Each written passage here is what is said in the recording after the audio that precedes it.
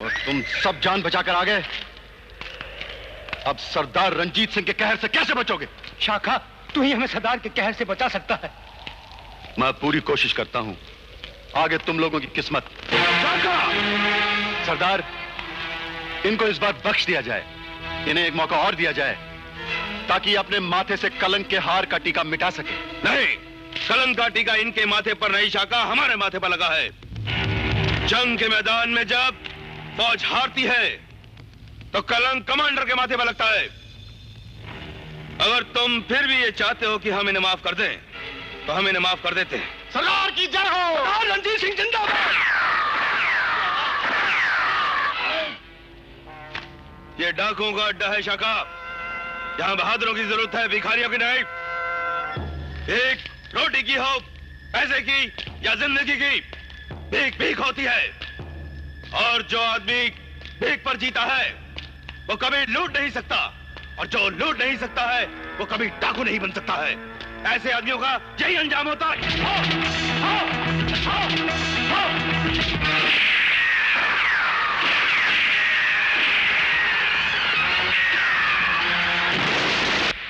पढ़िए, देखिए, ये अखबार वालों ने पुलिस वालों की धज्जियां उड़ा दी। हमारे डिपार्टमेंट के लिए बड़ी शर्म की बात है। ये रंजीत नाम का डाकू 3 साल से हमारे इलाके में फिर रहा है। क्या मजाक हो रहा है? खून हो रहे हैं, गोली चल रही है, बलात्कार हो रहे हैं।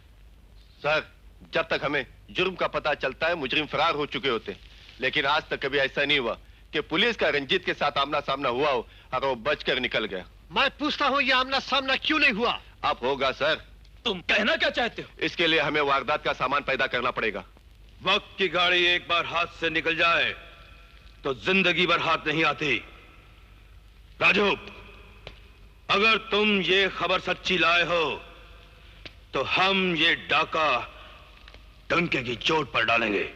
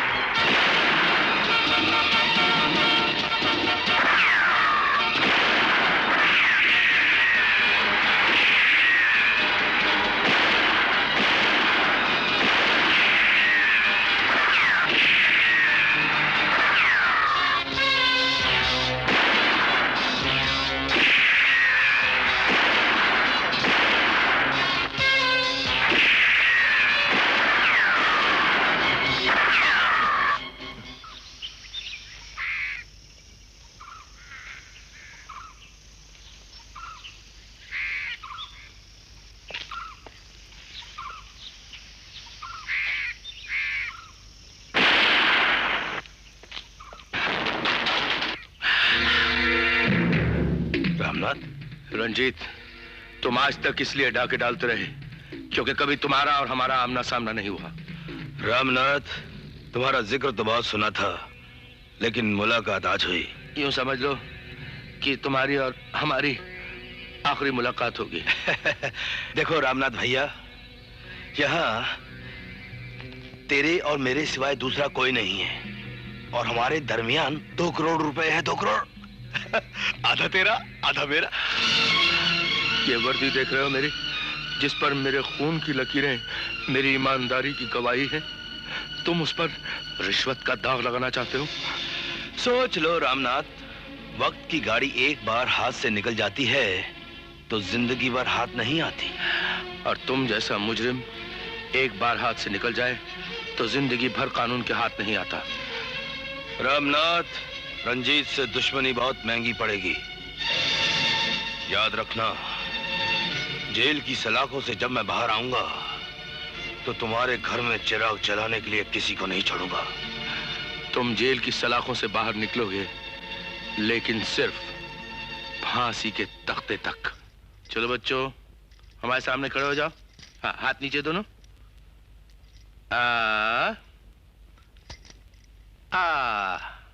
जन्मदिन मुबारक हो बेटे। ये लो तुम्हारा तोहफा। Thank you mummy. अरे वाह! अरे बेटा देखा, तुम्हारी मम्मी ने अपने हाथों से सुई धागा लेकर कितने प्यार से तुम्हारा नाम लिखा है। राजेंद्र। राज जी, लो दूध पी लो। और आप भी खाना खा लीजिए। अश्विनी कहाँ? वो तो दूध पी के सो गया। लेकिन हम नहीं सोएंगे, हम तो पापा के साथ चोर सिपाही खेलेंगे। अरे इतनी रात हो गई, चलो खेलना बिलना बंद, सो जाओ। हाँ, एक मिनट रुको, इतनी जबरदस्ती क्यों करती हो? आप तो बच्चे को बिगाड़ रहे हैं। 5 मिनट में क्या बिगड़ेगा वो? नहीं, हम तो खेलेंगे। हाँ खेलेंगे, और फिर तुम चोर बनोगे? है नहीं, आपकी बार मैं सिपाही बनूंगा और आप चोर बनेंगे। हाँ, शुक्र है, शुक्र है। आंखें बंद करो, बिल्कुल अच्छी तरह बंद करो आंखें। हाँ, खोलना मत, खोलना मत, खोलना मत, खोलना मत, खोलना मत। हाँ, अब आंखें खोल लो।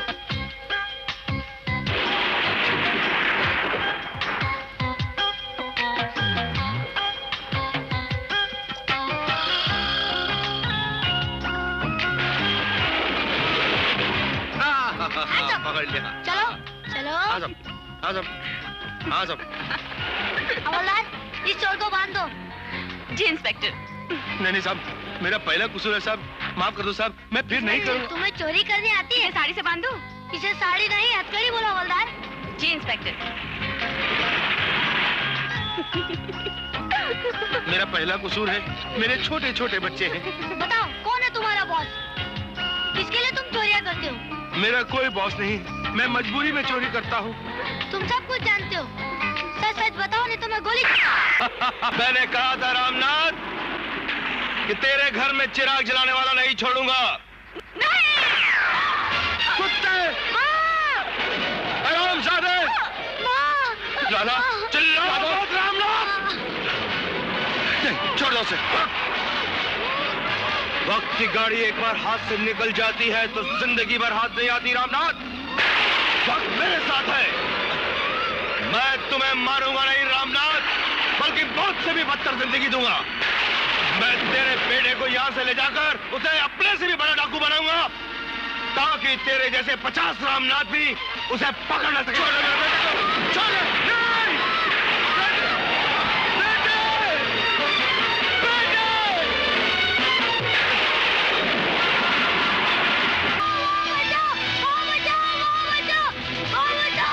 तेरा बाबा मैं हूँ। इधर आओ।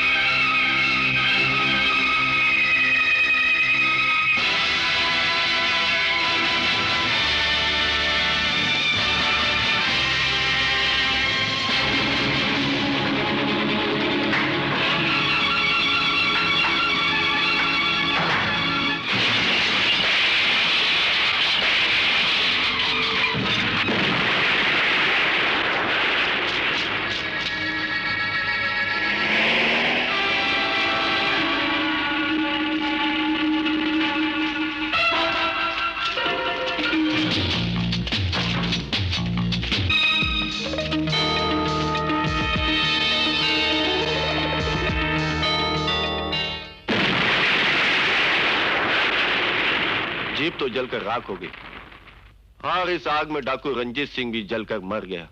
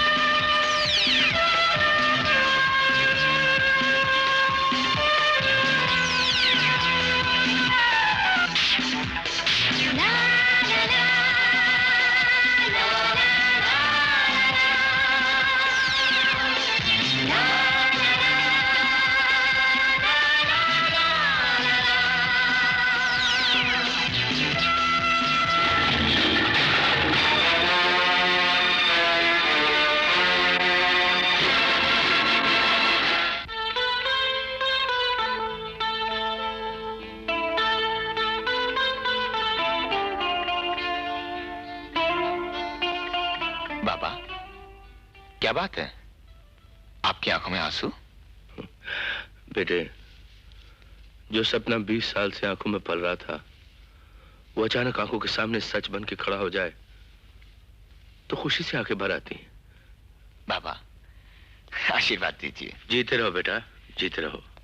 आशीर्वाद दीजिए कि मैं आपके नक्शे कदम पर चल सकूं। मानो ना मानो, चलोगे कैसे नहीं तुम?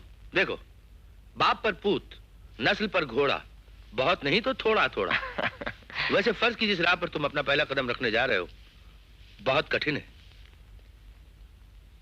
उस पर इंसान को बहुत कुछ खोना पड़ता है। उसमें तुम्हारी बहादुरी के साथ साथ तुम्हारे ईमान को भी कसौटी पर परखा जाता है। बाबा, आप तो इस राह पर चल चुके हैं। बड़ी से बड़ी कठिनाइयों के बाद भी आपके ईमान के कदम नहीं डगमगाए। कदम तो तुम्हारे भी नहीं डगमगाएंगे। आखिर बेटे किसके हो? हवलदार रामनाथ के। और बहादुरों का खून हमेशा। बाबा, क्या बात है बाबा?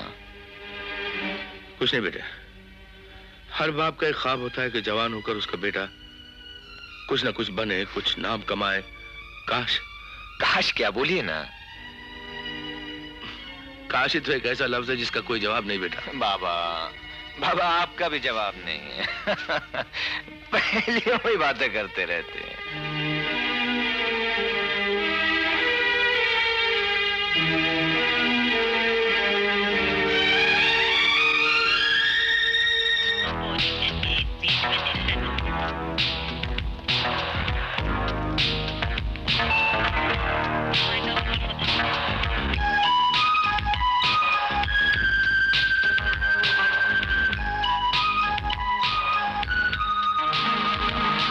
Vishnu Pratap. Yes please. Documents मेरे हवाले कर दो। डॉक्यूमेंट्स? कौन सा डॉक्यूमेंट? देखो, बनने की कोशिश मत करो। बाहर पुलिस का सख्त पहरा है। मैं अपना ही आदमी हूँ। Code word please. आज हवा बहुत गर्म है। ओह, आई सी।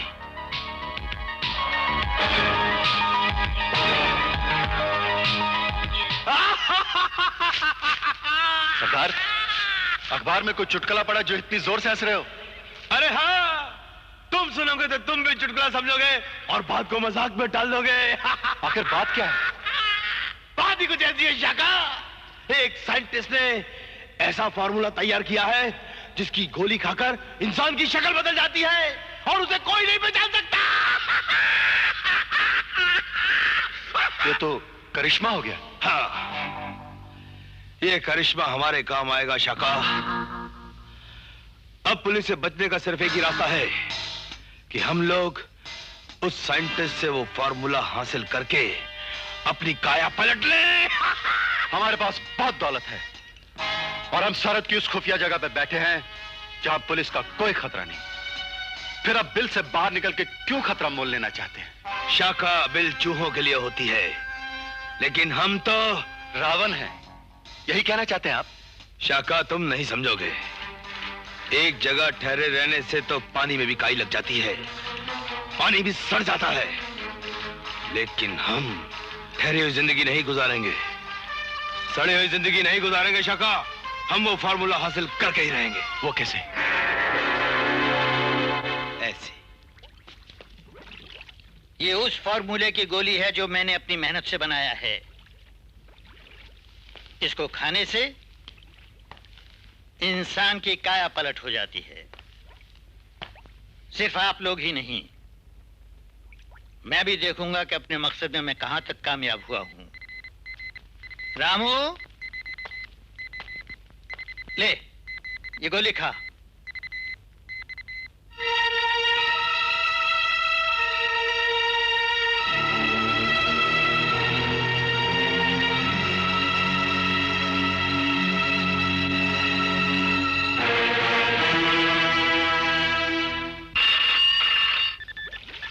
हेलो प्रोफेसर, अगर जान प्यारी है तो वो फॉर्मूला मेरे हवाले कर दो। मैं डाकू रंजीत सिंह बोल रहा हूँ। क्या? डाकू रंजीत सिंह जो 20 साल से फरार है?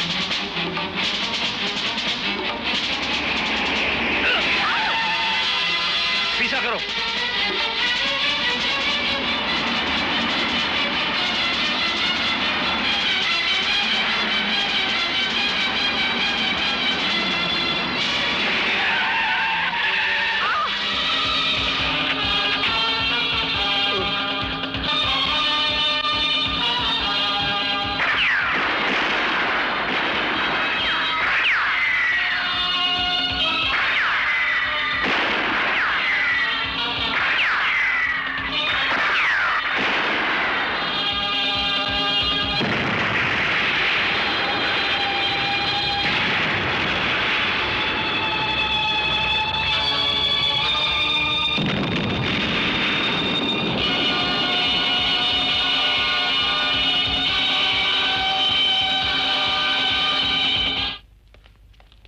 सेठ जी, प्रोफेसर साहब और उनकी खूबसूरत बेटी।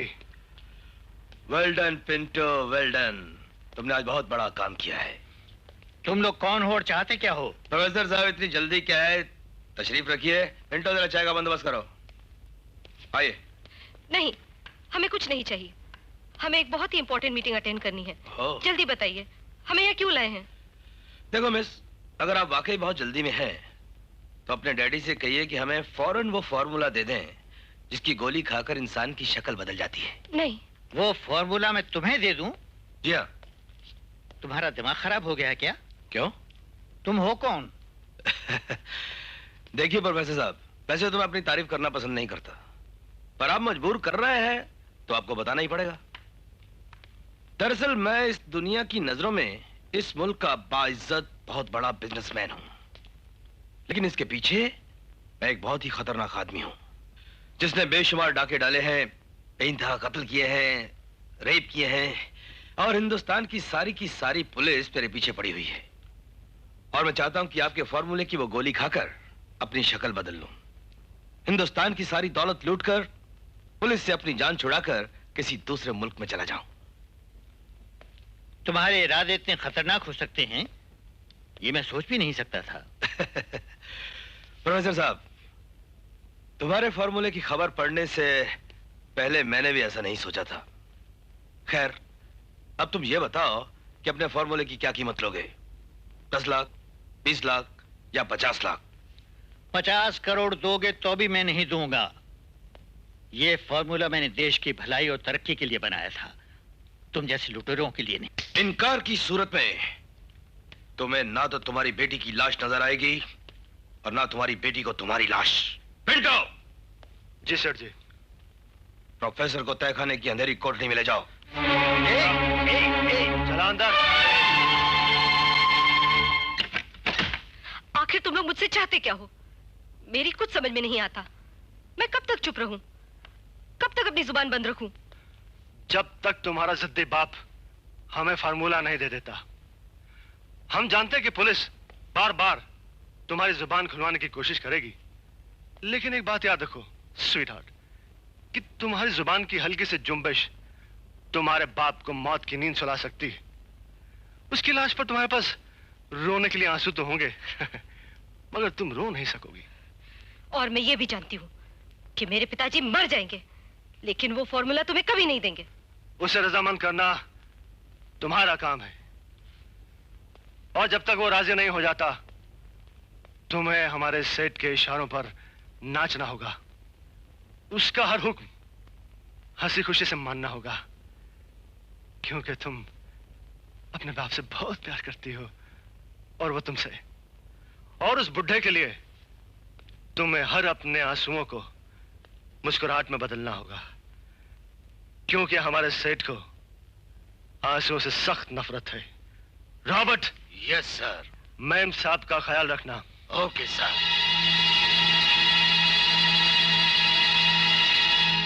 क्या बात है ये तो पता नहीं, मगर आज आजी साहब ने उसे बुलाया है।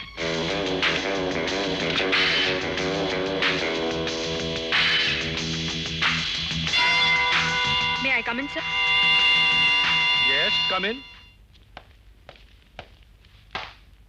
सर, आपने मुझे याद किया? इंस्पेक्टर अनीता, तुम्हारी काबिलियत और बहादुरी को मद्देनजर रखते हुए मैंने ये फैसला किया है कि जवेरी किडनैपिंग केस तुमको क्यों न सौंप दिया जाए। ये मेरे लिए फक्र की बात होगी सर। लेकिन एक बात याद रखना, जिन अपराधियों ने मिस्टर जवेरी को किडनैप किया है, पुलिस के पास उनके खिलाफ कोई सबूत नहीं है। सर, हो सकता है मिस्टर जवेरी इस दुनिया में हो ही ना। नहीं, ऐसा हरगिज नहीं हो सकता। हाँ, हेलो। अच्छा, हाँ, ठीक है। अच्छा, मैं भी आ रहा हूं, क्योंकि जो फॉर्मूला मिस्टर जवेरी ने बनाया है उसका अभी तक इस्तेमाल नहीं हो सका। इससे साफ जाहिर है कि मिस्टर जवेरी अभी तक जिंदा हैं और अपराधी उनसे वो फॉर्मूला हासिल करने की पूरी कोशिश कर रहे हैं। अगर वो फॉर्मूला अपराधियों के हाथ लग गया तो ये बात देश, समाज और कानून के लिए बहुत खतरनाक साबित होगी। You're right, sir. अपराधी हर रोज नए अपराध करेंगे और नए नई शक्लें अख्तियार करेंगे। पुलिस के लिए उनको पहचानना एक बहुत बड़ी प्रॉब्लम बन जाएगी।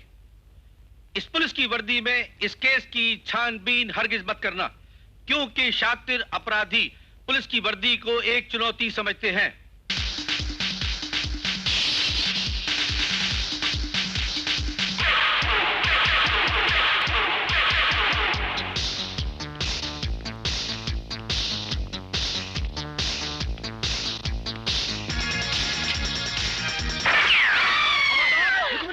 कोई अपनी जगह से हिलेगा नहीं।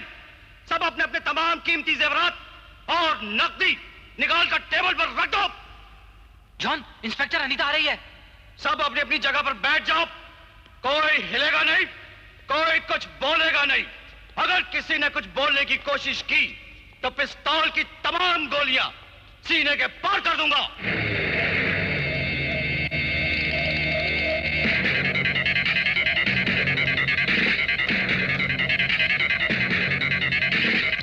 Good morning inspector. Good morning.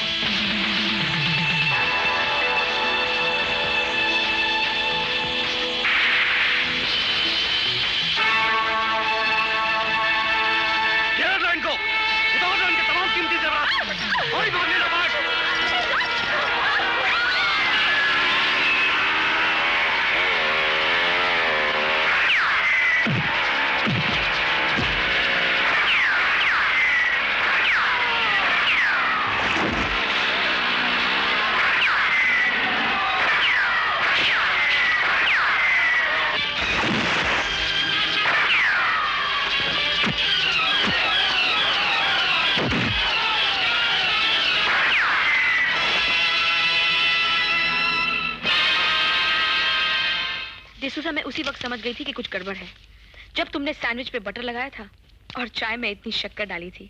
नाश्ता दो। ये लीजिए कॉफी। अपने फार्मूले का डेमोन्स्ट्रेशन कर रहे थे। वो अपनी कामयाबी पर बहुत खुश थे। उसी वक्त टेलीफोन आया। फोन पे क्या बात हुई? मैंने तो सिर्फ इतना ही सुना कि प्रोफेसर ने कहा कि वही डाकू रंजीत सिंह है जो 20 साल से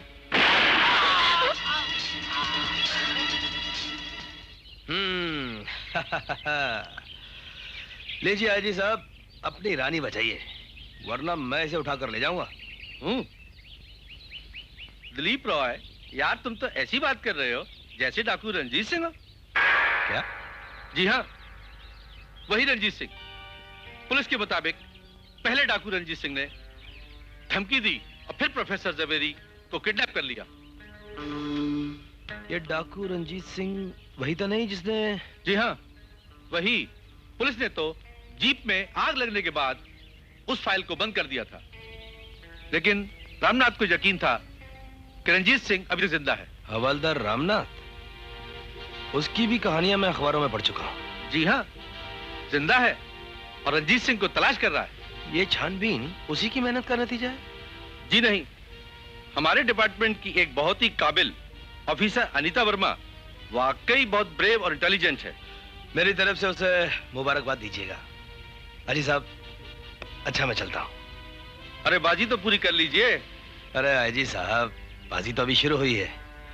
मेरी लंदन से एक जरूरी कॉल आने वाली है, मैं चलता हूँ। अच्छा चलो फिर मिलेंगे। और बाजी आप वैसे हार चुके हैं। अच्छा देखेंगे।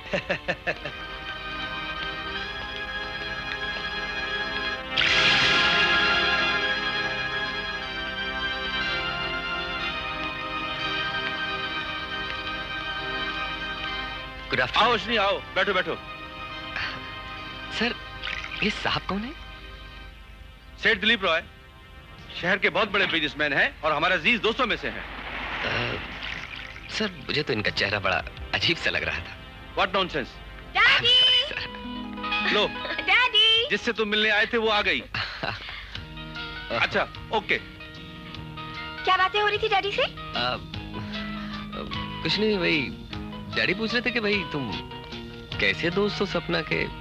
सपना घर में बड़ी बड़ी बोर हो जाती है, तुम उसे कहीं बाहर भी नहीं ले जाते हो, ना पिकनिक ना कहीं हो। ठीक ही तो कह रहे थे।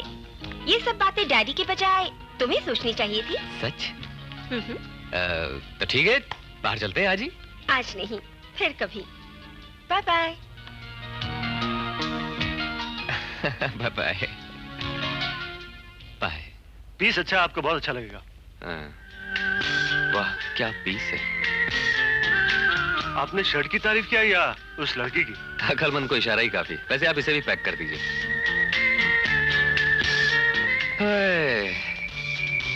अंदाज अपना आईने में देखते हैं वो, और ये भी देखते हैं कि कोई देखता ना हो।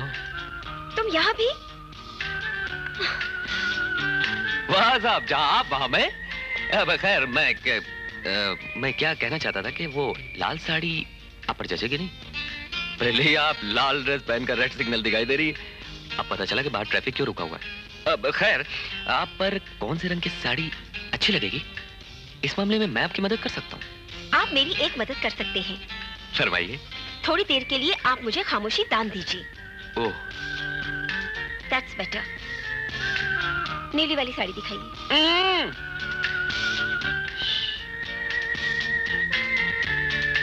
पीली वाली? हरी? चुप। गुलाबी? गुलाबी साड़ी पैक कर दीजिए, और जो बाकी का सामान सिलेक्ट किया था वो भी पैक कर दीजिए। अब आप अपना मौन व्रत तोड़ सकते हैं। अजी, आपने हमारी पसंद की साड़ी खरीदी, इसके लिए बहुत बहुत शुक्रिया। शुक्रिया की कोई जरूरत नहीं। मैंने ये साड़ी इसलिए नहीं खरीदी कि ये साड़ी आपको पसंद है, बल्कि इसलिए कि ये साड़ी अच्छी है। अरे, हमारी पसंद तो हमेशा ही अच्छी होती है, लेकिन फिर भी अगर आपको हमारी पसंद पर यकीन ना हो तो अपने आप को आईने में देखकर हमारी पसंद का अंदाजा लगा लीजिए। हाँ, राह पर लाए तो हैं उनको बातों बातों में, और खुल जाएंगे दो चार मुलाकातों में। क्या कहा? जी कुछ नहीं, आप नहीं समझेंगे। ओह, गड़बड़ हो गई। बताओ ये साड़ी कैसी लगती है? हाँ? साड़ी कैसी लगती है? ओहो, अच्छा बताओ ये साड़ी कैसी है? हाँ? अरे ये मर्दानी कब? नहीं, लगता है ये उसी बदमाश की शरारत है। किस बदमाश की? कौन था वो? था कोई। अरे सुनिए सुनिए सुनिए सुनिए, कुछ जनाना सामान मेरे पास आ गया है। मैं इसे अपने पास रख लेता अगर इसे आपके बदन की खुशबू हासिल हुई होती, लेकिन ये तो बिल्कुल बेचारक हो रहा है। और इत्तेफाक से वेट, और इत्तेफाक से कुछ मर्दाना सामान आपके पास आ गया है जो शायद मेरा है। इतनी छोटी सी बात को आप इतना लंबा करके क्यों बोलते हैं? बोलते हैं तो बस बोलते ही चले जाते हैं। इस बात को तो यूं भी कहा जा सकता है कि हमारे पैकेट चेंज हो गए हैं। बस कहानी खत्म। कहानी खत्म कहाँ हुई है? कहानी तब शुरू हुई है। ये हसीन गलती फिर कब होगी? हाँ, मुलाकात के लिए बहाना भी तो चाहिए।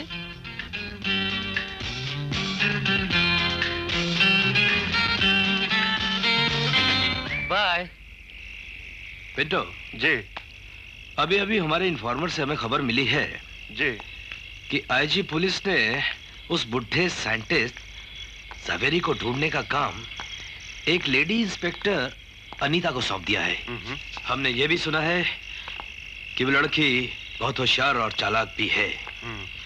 इससे पहले उसके हाथ हमारे गिरेबान तक पहुंचे, वो लड़की हमारे कदमों में होनी चाहिए।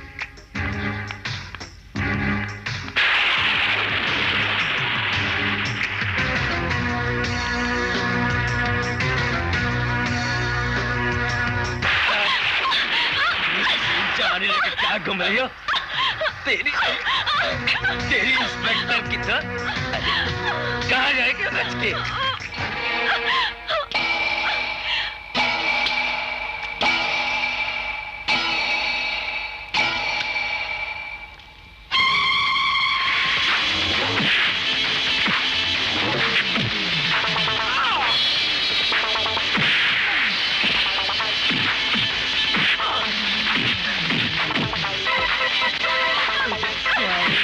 जिस्म जवानी से दोनों सब प्यार है।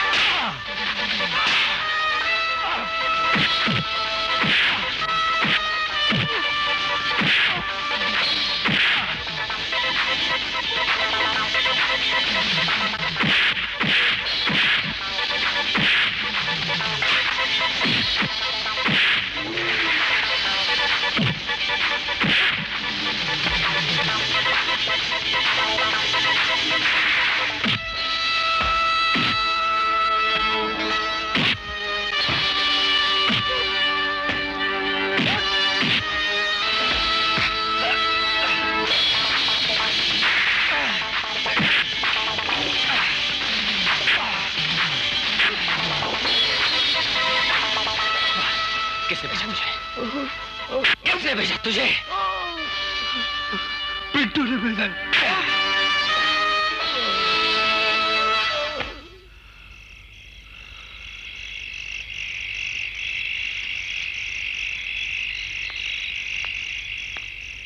लो ये कोट पहन लो। Thank you. I am inspector Anita Verma. Anita Zaveri kidnapping case में? जी। I am inspector Ashwani. Hello, ये पिंटो कौन है? पिंटो एक गुंडा है जो शराब का धंधा करता है। इसका संबंध किसी बड़े गिरोह से लगता है। कहीं ज़वेरी किडनैपिंग केस से इसका ताल्लुक तो नहीं? हो सकता है। मुझे बहुत दिनों से इस गुंडे की तलाश थी, लेकिन कोई सबूत हासिल नहीं हो सका। लेकिन लगता है कि अब कोई राह मिल जाएगी। शायद हो सकता है कि आपके बयान की जरूर क्यों नहीं। आपका घर? ये पास में ही है, आइए ना एक कप चाय पीजिए। नहीं, फिर कभी। Okay, bye bye. ओके।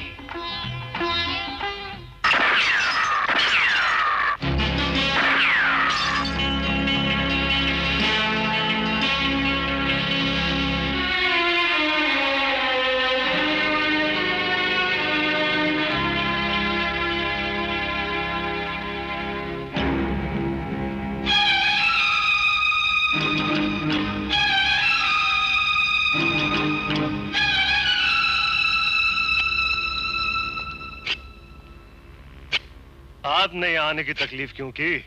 मुझे ही पुलिस चौकी बुला लिया होता और ये सेटलमेंट वहीं कर लेते। सेटलमेंट तो जेल की सलाखों के पीछे होगा। इंस्पेक्टर साहब, आज तक कोई ऐसा पुलिस इंस्पेक्टर पैदा नहीं हुआ जो पिंटो को जेल की सलाखों के पीछे ले जाए। अब हो गया है, और अब पिंटो अपने आप को जेल की सलाखों के पीछे ही पाएगा। इंस्पेक्टर, रिवॉल्वर तान कर तो एक बच्चा भी किसी को ले जा सकता है।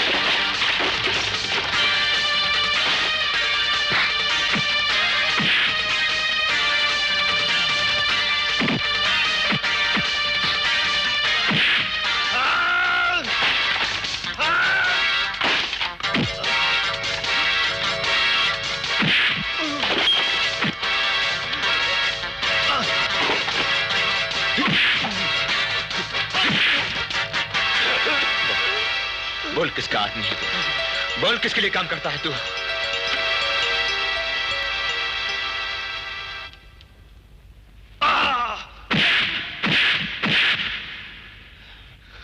बोल किसका आदमी है?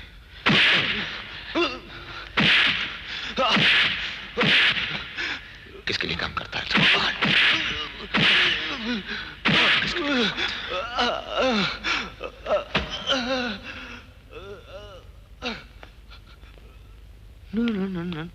हाय निशा, बहुत दिनों से तुमने अपने बाप से बात नहीं की। हमने सोचा बाप बेटे की बातचीत करवा दें। आओ। आपने फिर मेरे पिताजी पर जुल्म किया होगा, आपको फिर मुझसे कुछ काम होगा। अरे क्या कह रही हो? हमारे काम को मारो गोली, तुम अपने बाप से बात करो।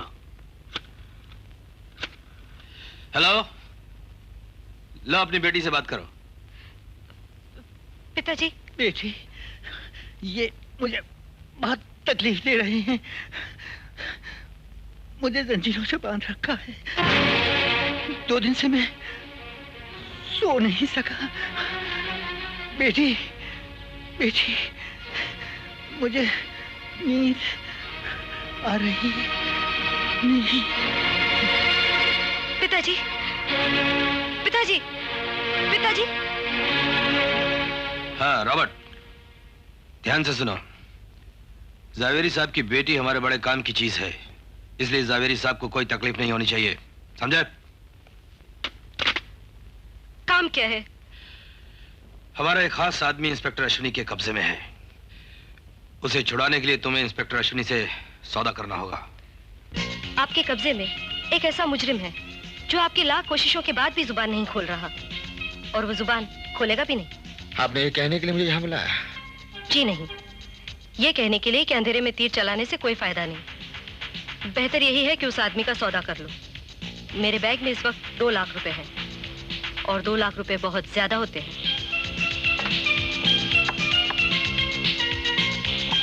मैं पीता नहीं।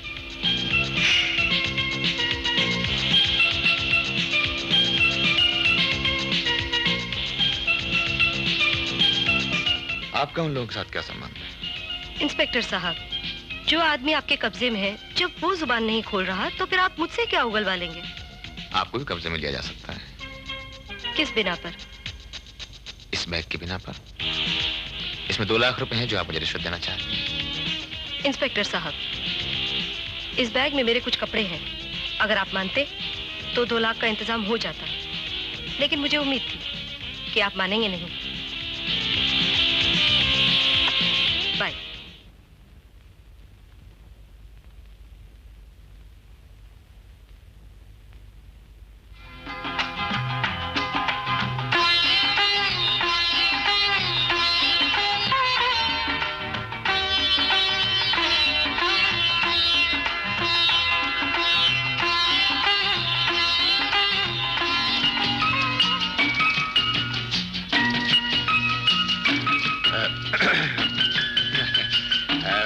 मैखिया जी, आगे तो ड्यूटी पे थोड़ा शादी लेट के हो पहले गया। दिन ही ये आलम है, तो शादी के बाद क्या होगा? मैं रोज पूछूंगी कहाँ थे और तुम कहोगे ड्यूटी पे था। हाँ जी, लगता है ये ड्यूटी तो मेरी सौतन बन जाएगी। तुसी कहो तो ड्यूटी छोड़ देते हैं। ये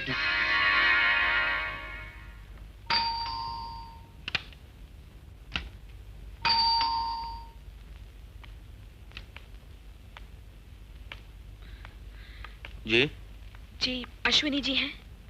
आप कौन? अनीता। अनीता। अरे अश्विनी बेटा। जी बाबा। अनीता तुमसे मिलने आई है। जी आइए।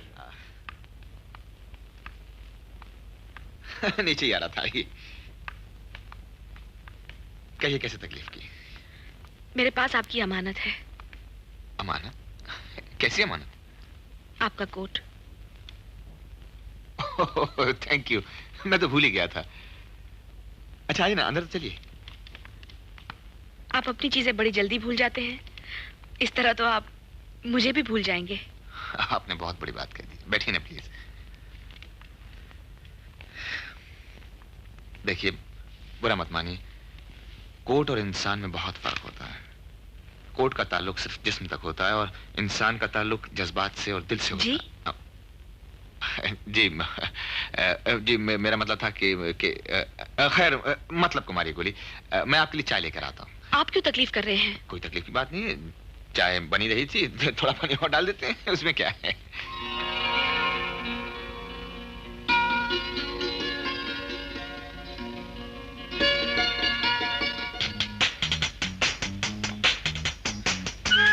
घर में कौन कौन है? मैं हूँ और बाबा है। और? दरअसल और नाम की शय अभी इस घर में आई। देर किस बात की है? क्या है कि और को लाने के लिए किसी और से बात करनी पड़ेगी। तो फिर किसी से बात कर लीजिए ना।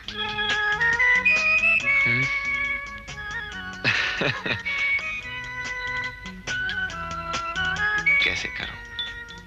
हिम्मत ही नहीं पड़ती। हिम्मत करके तो देखिए।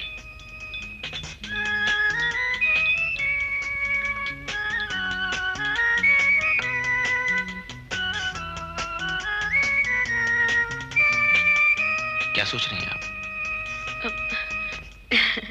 सोच रही हूँ अगर आपका यही रवैया रहा तो लड़की इंतजार में बूढ़ी हो जाएगी। बूढ़ी क्यों होगी? वो खुद भी तो बात कर सकती है। ऐसी बातें लड़कियां थोड़ी करती हैं, ये काम तो लड़कों का होता है। अच्छा, अगर आप कहती हैं तो फिर किसी दिन मैं मौका तलाश करके बात कर ही लेता हूँ। आप मौका तलाशते रहिए, मैं चलती हूँ। अच्छा चलिए, मैं आपको छोड़ देता हूँ। आप तकलीफ मत कीजिए, मैं खुद चली जाऊंगी। रात का वक्त है, फिर गुंडे मिल गए तो? अब मुझे डर नहीं। क्यों? बचाने वाला जो है। देखिए, बाद में बचाने के लिए आने से तो बेहतर है कि मैं आपके साथ चलूं। आपको कोई एतराज तो नहीं? जी नहीं। चलिए।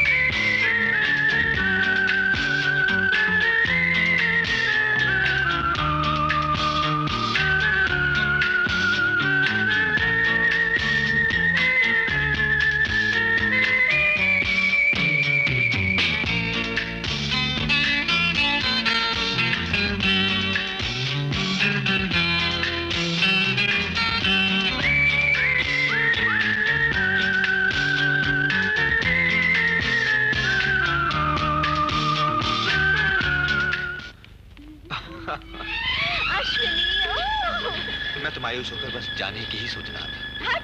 जिंदगी में कभी मायूस नहीं होते। न जाने कौन सा पल मोहब्बत की बहारें लेकर जिंदगी में दाखिल हो जाए। अश्विनी, आज मैं बहुत खुश हूँ और अपनी हर खुशी तुम्हारे साथ बांटूंगी। कम सपना, मैं तुम्हारी खुशियों के साथ साथ तुम्हारे गम भी बांटना चाहता हूँ। खुशी के मौके पर गम की बात नहीं करते, जब गम आएगा वो भी बांट लेंगे। आज तुम मेरा प्यार बांटो। With love to dear Ashwini. Bye.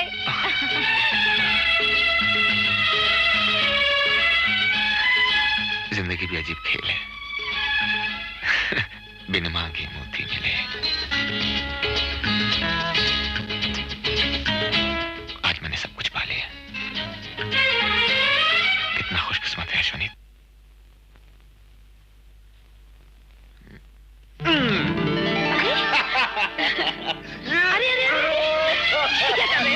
अरे आज बहुत खुश नजर आ रही है। अनीता, आज मैं बहुत खुश हूँ, बहुत खुश हूँ। पागल हो गया हूँ मैं अपनी खुशियाँ तुम्हारे साथ बांटना चाहता हूँ।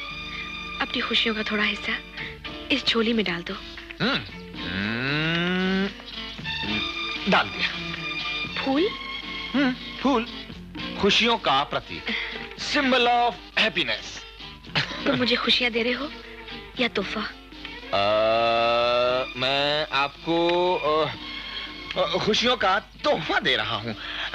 तोहफा है खुशी, खुशी है तोहफा, तोहफा है खुशी।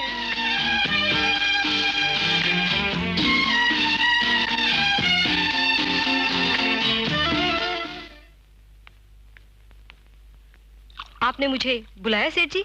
हाँ निशा, मैंने तुम्हें एक बहुत मुश्किल काम के लिए बुलाया है। मैं जानती हूँ, अगर काम आसान होता तो आप मुझे नहीं बुलाते। कहिए, क्या करना है? निशा, राजा नाम का एक आदमी है जिसकी हमें सख्त जरूरत है। तुम्हें उसे हम तक पहुंचाना होगा। बस इतना सा काम? निशा, यह काम इतना आसान नहीं है। वो आदमी जरूरत से ज्यादा ताकतवर है और जरूरत से ज्यादा चालाक भी। तो फिर आप हुस्न की कशिश को नहीं जानते सेठ जी। हुस्न के सामने बड़े बड़े ताकतवर कमजोर पड़ जाते हैं और बड़े बड़े चालाक बेवकूफ बन जाते हैं। यही तो हम देखना चाहते हैं कि तुम्हारे हुस्न की कशिश उसे हम तक खींच के ला सकती है क्या?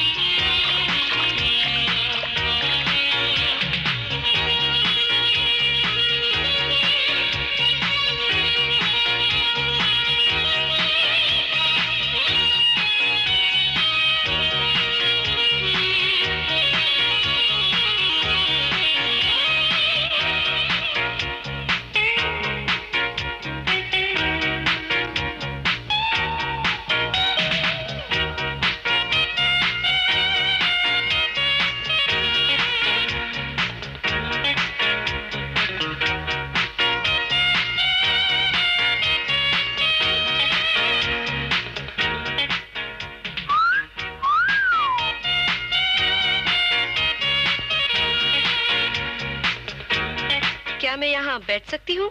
अजी आप चाहें तो हमारी सराखों पर बैठ सकती हैं। बैठिए। Thank you. आई एम निशा। कमाल है, ये कैसा घर है कि मेहमान को बुला लिया और स्वागत करने वाला कोई है ही नहीं। वेलकम, वेलकम मिस्टर राजा, वेलकम। आप? तुम जिस कुटिया में खड़े हो वो इस नाचीज दिलीप रॉय की है। तुम हमारे मेहमान हो, बैठो। यानी कि तशरीफ रखें, लेकिन तशरीफ रखने से पहले हम ये जानना चाहेंगे कि आपने किस खुशी में हमें मेहमान बनाया। इसलिए कि हमने तुम्हारे बहुत चर्चे सुने हैं। राजा, तुम भागते हो तो तुम्हारे पैर नजर नहीं आते, कार चलाते हो तो तुम आंधियों को पीछे छोड़ जाते हो, और पुलिस के घेरों को तो तुम ऐसे तोड़ देते हो जैसे कोई बच्चा मिट्टी के खिलौने को तोड़ देता है। आपने मेरे कारनामों की तारीफ करने के लिए मुझे यहाँ बुलाया है? नहीं नहीं नहीं, तुम्हारे कारनामों से फायदा उठाने के लिए। यानी कि हम चाहते हैं कि तुम हमारे साथ काम करो। काम? नौकरी तो मैंने आज तक किसी की की नहीं, और गुलामी मेरी फितरत में नहीं है। नौकरी करने के लिए कौन कहता है? राजा, हमने तुम्हें हमारे साथ काम करने के लिए कहा है, हमारे लिए नहीं। तुम हमारे जिस भी ऑपरेशन में हिस्सा लोगे उसमें बराबर के हिस्सेदार रहोगे, यानी कि पार्टनर। बोलो मंजूर है?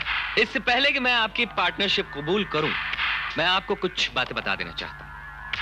पहली बात तो यह है कि मैं उस दरिया में उतरता नहीं जिसमें तूफान ना हो। दूसरी बात, मैं वो काम नहीं करता जो खतरे से खाली हो। और तीसरी बात, मैं उस आदमी से पार्टनरशिप नहीं करता जो बेईमान है। हम पुराने खिलाड़ी हैं राजा, खतरों से खेलना हम अच्छी तरह से जानते हैं। जिन दरियाओं से हमारा वास्ता पड़ता है उनमें कदम कदम पर तूफान है। वो काम हम तुम्हें सौंपेंगे नहीं जो खतरों से खाली हो। रही बेईमानी, वो तो सेठ दिलीप रॉय की फितरत पे नहीं है।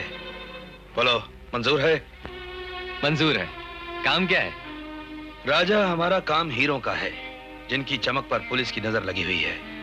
और सुना है एक नया छोकरा इंस्पेक्टर बनकर आया है जो चलती हुई हवा को पकड़ लेता है। चलती हुई हवा पकड़ी जा सकती है, लेकिन राजा नहीं।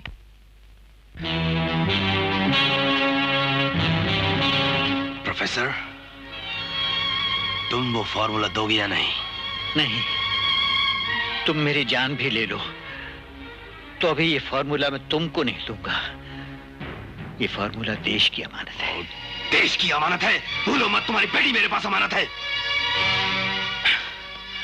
प्रोफेसर, उस अमानत में हमने अभी तक कोई खयानत नहीं की। जानते हो, जिस बेटी को तुम हिंदुस्तान की सबसे बड़ी साइंटिस्ट बनाना चाहते थे, वो आजकल क्या कर रही है?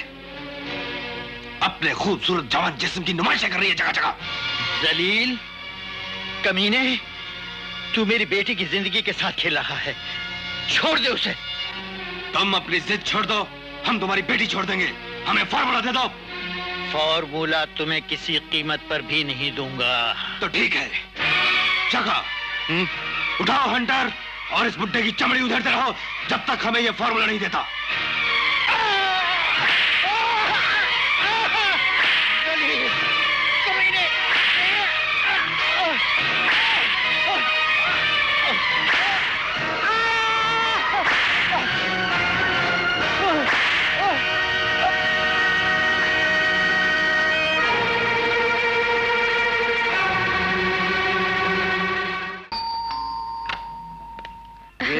मेरा नाम पुष्पा है।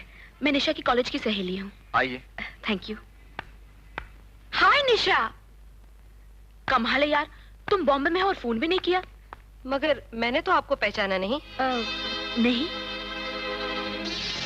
कमाल है, तूने मुझे पहचाना भी नहीं। याद है तुम्हें कॉलेज में बैडमिंटन खेलने का बहुत शौक था और तुम्हें रैकेट पकड़ना भी नहीं आता था। एक लड़की पुष्पा ने चैलेंज किया था कि वो तुम्हें चैंपियन बनाकर रहेगी। याद आया? ओ पुष्पा। हाँ, थैंक गॉड तुम्हें याद तो आया। आपकी तारीफ? मैं मैडम का दोस्त भी हूँ, सेक्रेटरी भी हूँ और इनका बॉडीगार्ड भी। नमस्ते जी, आपसे मिलकर बड़ी खुशी हुई। एक गिलास पानी मिलेगा? जरूर। मैं इंस्पेक्टर अनीता हूँ। अनीता, आइए। Thank you. मैं तुम्हारे पिता डॉक्टर जवेरी के केस की छानबीन कर रही हूँ। इसके बारे में तुम मेरी क्या मदद कर सकती हो? आई एम सॉरी, मुझे जो कुछ भी पता था मैं पुलिस में बयान दे चुकी हूँ। कहीं ऐसा तो नहीं तुम पर किसी का दबाव? Thank you. कमाल है यार, तूने फोन भी नहीं किया। एक कप चाय पिलाएंगे? जरूर। Thank you. कहीं ऐसा तो नहीं तुम किसी दबाव या प्रेशर में अपनी जबान नहीं खोल रही हो? तुम्हारे पिता की जिंदगी बहुत कीमती है, उनकी हिफाजत करना हमारा ही नहीं तुम्हारा भी फर्ज है। लेकिन एक बात याद रखो स्वीटहार्ट, कि तुम्हारी जुबान की हल्की सी जुम्बिश तुम्हारे बाप को मौत की नींद सुला सकती है। क्या सोच रही हो? हाँ? कौन बेटी अपने बाप की जिंदगी की सलामती नहीं चाहती? मगर मुझे कुछ मालूम हो तब ना। मुलाकात का टाइम खत्म हो गया। मगर मेरी चाय? मैडम की दूसरी मुलाकात एक प्रेस रिपोर्टर से है। अच्छा निशा, फिर मिलेंगे। बाय। नमस्ते जी। नमस्ते। Good evening inspector. ये रहे पिंटो के जमानत के कागजात, अब आप इन्हें छोड़ दीजिए।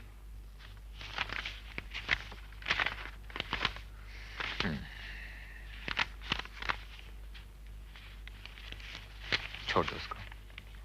तशरीफ रखिए। Thank you.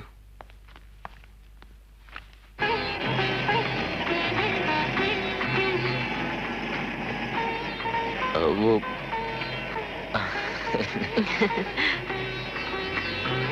अनीता कह रही थी कि लड़के को अपने दिल की बात कहने में ज्यादा देर नहीं करनी चाहिए। अगर ज्यादा देर कर दी तो लड़की बूढ़ी भी हो सकती है। ये अनीता कौन है? अरे भाई नहीं, ऐसी कोई बात नहीं भाई, मेरी कुलीग है। अच्छा। इंस्पेक्टर। ओह, आई सी। लो, शैतान को याद किया और शैतान सामने खड़ा है। वो अनीता। अनीता, तुम क्या कर रहे हो भैया? यहाँ एक केस इन्वेस्टिगेट कर अरे भाई, रात को घर जाकर गुंडा पकड़ लेगा। आओ तुम्हारी किसी से मुलाकात करवाते हैं। बहुत लंबी उम्र है आपकी। अभी अभी अश्विनी आप ही का जिक्र कर रहा था। ये सपना है और Hello. सपना ये अनीता है। Hello, glad to meet you. अच्छा, तुम्हें मिल गए। चलो सपना, एक कप कॉफी पीते हैं। मैं कॉफी नहीं पीऊंगी, आप दोनों जाइए, मेरा एक अपॉइंटमेंट है। भाई कमाल है, अभी तो आप साथ ही सफर कर रहे थे और अभी आपका अपॉइंटमेंट भी निकला। ओहो, तो इसमें डिसअपॉइंट होने की क्या बात है? I am leaving you in better company. Bye bye.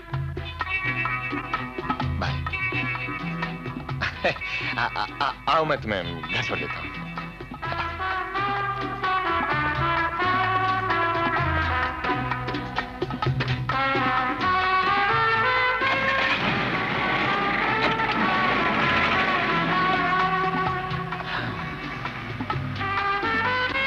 काफी बेतकल्लुफ दोस्ती मालूम होती है।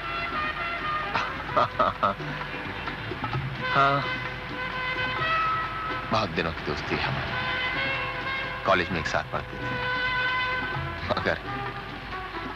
मगर क्या? अनीता न जाने क्यों हिम्मत ही नहीं पड़ती उसको ये कहने की कि मैं उसको प्यार करता हूँ। लेकिन इस बार मैंने सोच लिया है, अपने जन्मदिन की पार्टी में इसको बोल ही दूंगा। I love you and I want to marry you.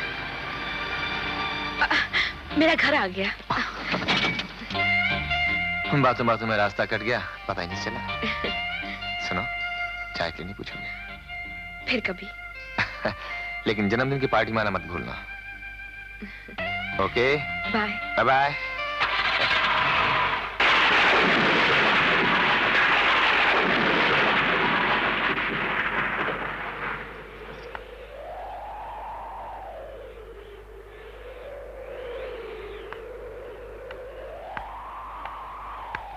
में पड़े हों, ऐसे में कोई छम से आ जाए तो क्या हो।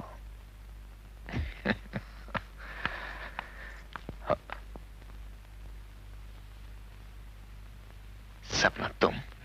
हाँ मैं। तुमने कैसे जाना कि मैंने तुम्हें पुकारा? तुम मुझसे इतनी मोहब्बत करते हो तो क्या मैं तुम्हारे दिल की आवाज नहीं सुन सकती? तुम्हें कैसे लगा कि मैं तुमसे मोहब्बत करता हूँ? मैंने तो मोहब्बत का लफ्ज़ भी अपनी जुबान से नहीं निकाला। मोहब्बत का इजहार जुबान नहीं, आंखें किया करती हैं, और आंखों की जुबान दिल समझता है। मेरे दिल ने तुम्हारी आंखों की जुबान समझी और मैं तुम तक चली आई। सपना, जब मोहब्बत का इजहार हो ही चुका है तो फिर ये फासले क्यों, दूरियां क्यों? आओ मेरे गले लग जा। मुझे शर्म आती है।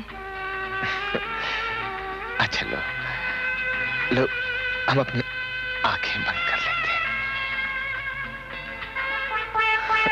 और प्लीज। क्या बात है सपना, तुम इतनी मोटी? बरखुरदार, सपना मोटी नहीं हुई है, सपना तुम मोटा देख रहे हो। आज देखो, मैंने मोहब्बत में लोगों को दीवाना होते सुना, लेकिन इतना दीवाना होते नहीं सुना कि अपने बाप को अपनी महबूबा समझ बैठे। बाबा मैं अच्छा एक बात तो बताओ बरखुरदार, ये सपना कौन है जिसने तुम्हें मैं बना दिया? बाबा वो उसे मैं आपको जन्मदिन पे मिल पा दूंगा। सपना सपना। Excuse me. हेलो अश्विनी। क्या मैं इधर से गुजरा था, सोचा तुमसे मिलता चलो। चलो कैंटीन में चलकर बातें करें।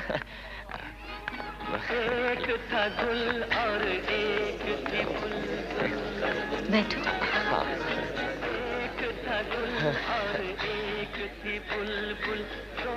क्या लोगे? चाय, कॉफी? कुछ भी। 2 कॉफी। जी। क्या बात है, बड़े गुमसुम बैठे हो? What's wrong? कुछ बोलो। बात करने को तुझे चाहता है, लेकिन घबराहट होती है। हाँ, घबराहट? इसकी दवा है मेरे पास। वो ये लो, 5 मिनट में घबराहट दूर हो जाएगी। बड़े काम की दवा है। नहीं बात छोड़ो, टैबलेट खाओ। डॉक्टर का ऑर्डर है, ये लो। Come on. सपना बात एक्सक्यूज मी सपना, जाते जाते डॉक्टर त्रिपाठी से मिल लेना। ओके, तुम टैबलेट खाओ। That's good. ये डॉक्टर त्रिपाठी कौन है? अच्छा खासा सिरदर्द है, पेशा डॉक्टरी का और रखते हैं शौक शायरी का। जब भी मिलते हैं बस यही कहते हैं, शायरों की तरह। चलो सपना, इस घुटन भरे माहौल से कहीं दूर खुली वादियों में चलें, जहां तुम तितली की तरह उड़ो और मैं भंवरे की तरह मंडराऊं। और जानते हो, है भी बिल्कुल भंवरे की तरह, काला कलूटा। तुम्हें खुली वादियों में घूमना अच्छा लगता है? हाँ, मगर तब जब मनपसंद साथी साथ हो। और फिर और क्या चाहिए मेम साहब? गरम गरम पेटीज है, गरम गरम बटाटा वड़ा है। और हमें ये सब नहीं चाहिए। फिर क्या चाहिए? आप जाइए ना यहाँ से। तो तुम क्या कह रही थी? क्या कह रही थी मैं? यही कि खुली वादियों में तुम्हें घूमना अच्छा लगता है। अगर मनपसंद साथी कोई साथ हो तो। अरे हाँ, अरे सपना, तुम यहाँ बैठी हो, डॉक्टर वर्मा आए भी और राउंड पर भी चले गए, 5 नंबर वार्ड में। Oh my god, excuse me Ashwini, I must meet doctor Verma. लेकिन सपना वो बात फिर कभी पूरी कर लेना। और हाँ सुनो, कल तुम्हारे जन्मदिन पे मैं तुम्हें बहुत बड़ा सरप्राइज देने वाली हूँ, and you'll be very happy. Bye.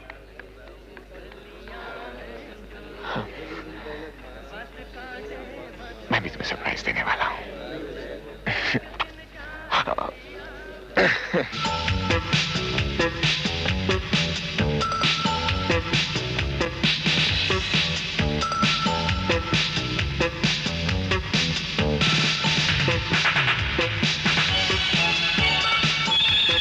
Excuse me. जन्मदिन मुबारक हो। Thank you. अश्विनी, याद है तुमने मेरे साथ अपनी खुशियां बांटते हुए मेरे दामन में एक फूल डाला था? वो मुझे रास नहीं आया, मैं उसकी बिखरी हुई पंखुड़ियों को समेट न सकी। वो मेरा नसीब था। आज मैं तुम्हें ये फूल दे रही हूँ। खुदा करे इनके नसीब में बाहर ही बाहर हो और तुम्हारी जिंदगी का चमन हमेशा महकता रहे। Best of luck. कहाँ रुकोगी? नहीं नहीं, फिर कभी। हाँ, मैंने ऐसे ही कहा था।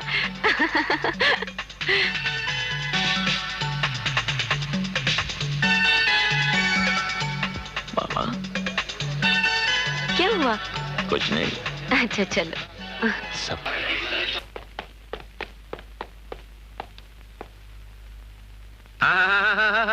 हवलदार रामनाथ, ये दुश्मनी बहुत महंगी पड़ेगी। अबे हवलदार रामनाथ के बच्चे पुलिस वाले की औलाद होके चोरों वाले काम क्यों करता है? डैडी, चोर बनने में बहुत थ्रिल है। बाबा, आप? हाँ बेटा, एक बहुत जरूरी काम आन पड़ा था। बहुत बहुत शुक्रिया। शुक्रिया किस बात का बेटा? कम से कम आपने मुझे इस काबिल तो समझा कि मैं आपके कोई जरूरी काम आ सकता हूँ। आप बुजुर्ग हैं, मेरे पिता समान हैं। बिना आपका काम जाने मैं आपसे वादा करता हूँ कि आपको मायूस नहीं करूंगा। काम कुछ ऐसा है बेटा कि मुझे कहने में भी बड़ी मुश्किल पेश आ रही और तुम्हें करने में भी बहुत मुश्किल पेश आएगी। मुश्किलें इतनी पड़ी मुझ पर कि आसान हो गई। मैं तो आज तक मुश्किल काम ही करता आया हूँ, बताइए, काम क्या है? बेटे, मैं तुमसे कुछ मांगना चाहता हूं, लेकिन मांगने से पहले ये सोच रहा हूं कहीं ऐसा ना हो कि मेरी बात भी निकल जाए और मेरा दामन भी खाली रह जाए। न जाने आपकी शख्सियत में ऐसी कौन सी कशिश है कि बिना जाने बूझे मैंने आपसे वादा कर दिया कि मैं आपका काम करूंगा। अब तो आप मेरी जान भी मांगे तो मैं इनकार नहीं करूंगा। बेटे, मैं तुम्हारी जान तो नहीं, लेकिन जान जैसी एक चीज मांगने आया हूं। मैं समझा नहीं। मेरा बेटा सपना से मोहब्बत करता है और सपना शायद तुमसे। शायद नहीं, सपना यकीनन मुझसे मोहब्बत करती है। इस यकीन को वहम समझकर भूल जाओ। मैं अपने बेटे की खुशियों की भीख मांगता हूं तुमसे। मेरी झोली में उसकी खुशियों की भीख डाल दो बेटा। कितना खुशनसीब है आपका बेटा, जिसे प्यार करने वाला आप जैसा बाप मिला, जो अपने बेटे की खुशियों के लिए भीख मांगने पर भी उतर सकता है। और मैं एक बदनसीब हूं जिसका न कोई बाप है न मां है, जिसे जिंदगी भी मिली तो वीरान। सपना इस वीरान जिंदगी में बहार बनकर आई। पहली दफा मुझे महसूस हुआ कि मेरी जिंदगी का भी कोई मकसद है।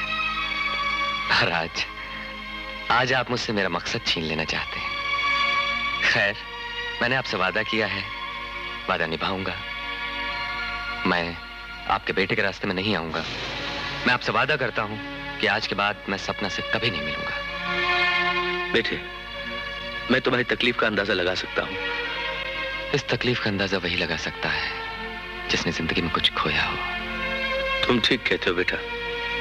कुछ पा लेने की खुशी उतनी नहीं होती जितना कुछ खो देने का गम होता है। अब तक मैं ये नहीं जानता था कि तुम्हारी जिंदगी किस कदर तन्हा है। अब जान गया हूं, और ये भी जान गया हूं बेटा कि मेरे बेटे से ज्यादा सपना की जरूरत तुमको है। उसके प्यार पर तुम्हारा हक ज्यादा है। इसलिए मैं तुम्हें तुम्हारे वादे से आजाद करता हूं बेटे। अगर हो सके तो एक खुदगर्ज बाप की खुदगर्जी को माफ कर देना बेटे।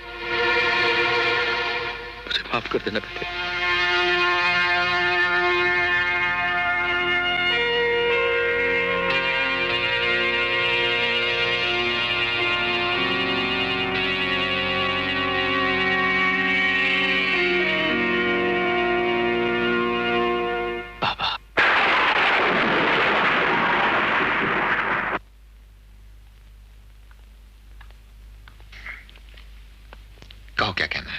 नहीं अश्विनी, कुछ नहीं। आज मैं तुमसे कुछ पूछना चाहती हूँ। पूछो। अश्विनी, क्या तुम मुझसे मोहब्बत करते हो? बोलो अश्विनी, चुप क्यों हो? क्या बोलूं? मैं तो एक हारा हुआ खिलाड़ी हूं। नहीं अश्विनी, इधर आओ। तुम हारे हुए नहीं हो, ये तुम्हारी गलतफहमी है जिसने तुम्हें जबरदस्ती हारे हुए खिलाड़ियों की कतार में खड़ा कर दिया है। सच तो ये है कि मैंने तुमसे कभी मोहब्बत की ही नहीं। मेरा तुम्हारे करीब आना, तुम्हें अपने गमों में, अपनी खुशियों में शामिल करना सिर्फ एक दोस्त के नाते था। तुम्हें मेरी दोस्ती को मोहब्बत समझकर जो दुख हुआ है, उसके लिए मुझे बहुत हमदर्दी है, तुमसे भी और तुम्हारे बाबा से भी। बाबा से? हाँ, वो राजा के पास तुम्हारी खुशियों की भीख मांगने गए थे। लेकिन अश्विनी, मोहब्बत पानी का दरिया नहीं जिसका रुख मोड़ दिया जाए। मोहब्बत तो जज्बात की वो नदी है जो एक ही तरफ बहती है। तुम मेरे अच्छे दोस्त हो और हमेशा रहोगे। Bye bye Ashwini.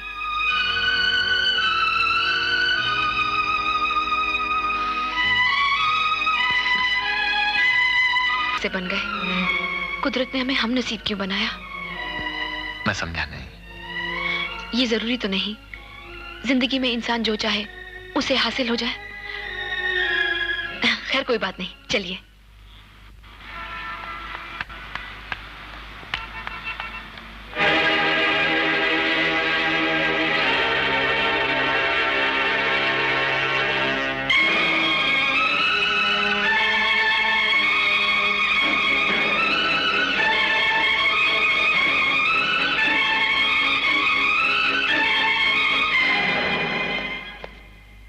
देखो निशा, जिस काम के लिए तुम्हें होटल ओबराय जाना था वो काम सेठ जी खुद करेंगे। मैं जरा जल्दी में हूं। कल के काम में आकर तुम्हें डिटेल में समझाऊंगा। पिंटो कहाँ? मुझे नहीं मालूम। निशा, निशा, अनीता, निशा, पिंटो कहाँ है? कौन पिंटो? ज्यादा बनो मत। तुम पिंटो के साथ मिलकर गैर कानूनी काम करती हो। ये झूठ है। तो फिर सच क्या है? क्या पिंटो गैर कानूनी काम नहीं करता? उसने मुझ पर इसलिए अटैक करवाया क्योंकि तुम्हारे पिताजी का केस मेरे पास है। इंस्पेक्टर अश्विनी ने उसकी जुबान खोलने की बहुत कोशिश की, लेकिन उसने अपने बॉस का नाम नहीं बताया। लेकिन हमें पूरा यकीन है कि उसके बॉस का नाम रंजीत है, और ये बात तुम भी जानती हो। नहीं, अगर तुमने अपनी जुबान नहीं खोली तो हम तुम्हारी कोई मदद नहीं कर सकते। वो लोग फॉर्मूला हासिल करके देश को तबाह कर देंगे और साथ में तुम्हारे पिताजी को भी नहीं छोड़ेंगे। निशा, प्लीज हमें कोऑपरेट करो। हम वादा करते हैं कि हम तुम्हारे पिताजी को भी आजाद कर देंगे और साथ में उस खतरनाक गैंग को भी बेनकाब कर देंगे। ठीक है अनीता, तुम चलो, पिंटो आता ही होगा। मैं तुम्हें फोन पे इन्फॉर्म करती रहूंगी। जरा होशियारी से, मेरे और इंस्पेक्टर अश्विनी के सिवा किसी को कुछ नहीं बताना।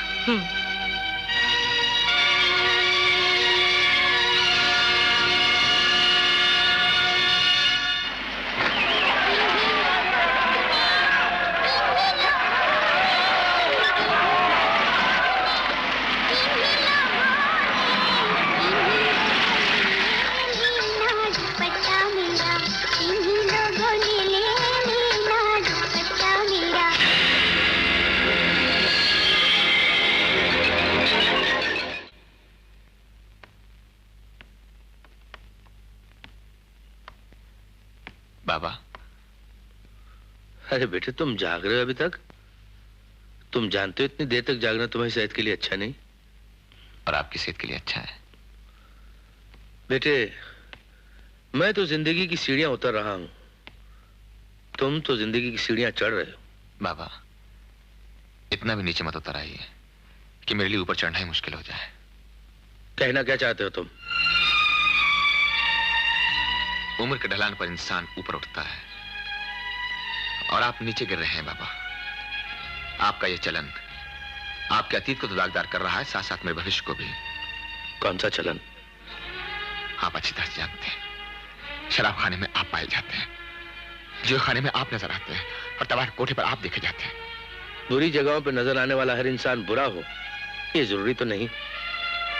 दीवार पर न जाने कितने अच्छे बुरे इंसानों के साए पड़ते हैं, लेकिन दीवार का किसी साए से कोई रिश्ता नहीं होता। लेकिन शराब खाने में जाने वाले का शराब के साथ रिश्ता होता है, जुए खाने में जाने वाले का जुए के साथ रिश्ता होता है, और तवाइफ के कोठे पर जाने वाले का तवाइफ के साथ रिश्ता होता है। अश्विनी!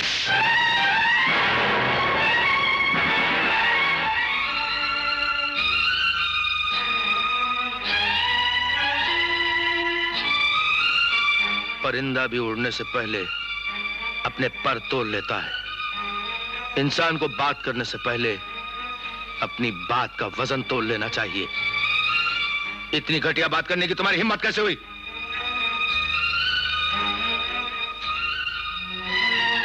बेटे, अगर जाना चाहते हो तो अपने दिल पर बोझ लेकर मत जाओ। तुम यही जानना चाहते हो ना कि मैं पिछले 20 साल से एक पल चैन से नहीं बैठा हूं। गली गली, कूचा कूचा फिरता रहा हूं, ढूंढता रहा हूं। हर पल मेरी आंखों के सामने उसी कातिल की तस्वीर रहती, जिसने तेरी मां का खून किया, जिसने तेरे भाई को उठाकर मुझसे छीन लिया। अक्सर आप इस कातिल का जिक्र किया करते हैं, लेकिन आज तक कभी आपने उसका नाम तक नहीं बताया। उस हरामजादे का नाम है रंजीत। रंजीत? बाबा, आप उसे इन जगहों पर तलाश मत कीजिए। क्यों? क्योंकि पुलिस ने उसका केस रीओपन कर दिया है। इसका मतलब है कि कोई सुराग मिल गया? हाँ बाबा, डॉक्टर रंजीत सिंह ने प्रोफेसर सवेरी को अपने कैद में कर रखा है। रंजीत का पता मिल गया है। इसका मतलब है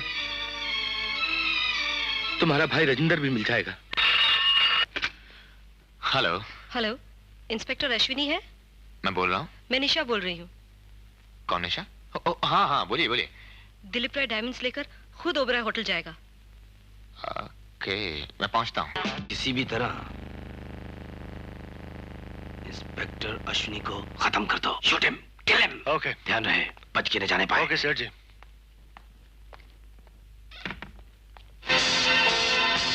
सुनिए। Excuse me please. Yes. Are you mister Dilip Roy? No inspector, आपको गलती हुई है। Excuse me please. ये क्या कर रहे हो? एक तस्कर डायमंड लेकर भाग रहा है। डायमंड? पुलिस को उसकी तलाश। मैंने कहा ना आपको गलतफहमी हुई है। यस। अरे मैं हॉट। रुक जा हरामजादा!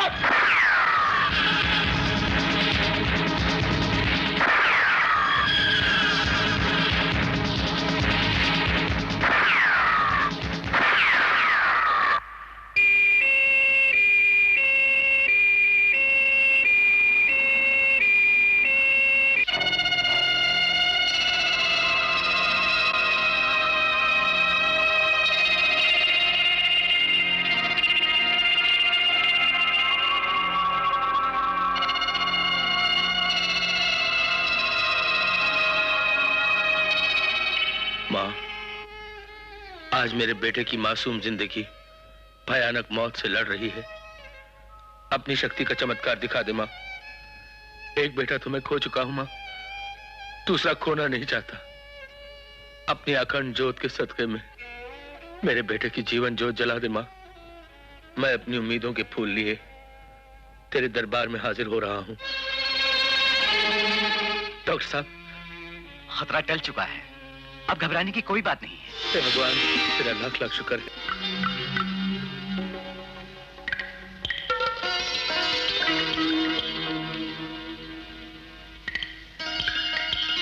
लगता है इंस्पेक्टर तुझे पहचान गया है। दिलीप रॉय, इंस्पेक्टर अश्विनी का खत्म होना बहुत जरूरी है।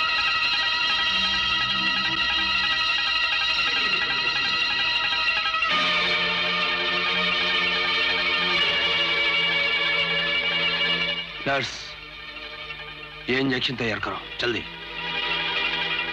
वक्त की गाड़ी एक बार हाथ से निकल जाती है तो जिंदगी भर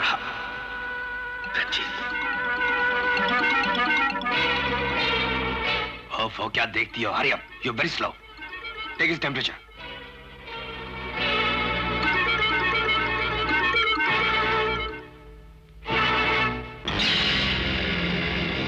रंजीत,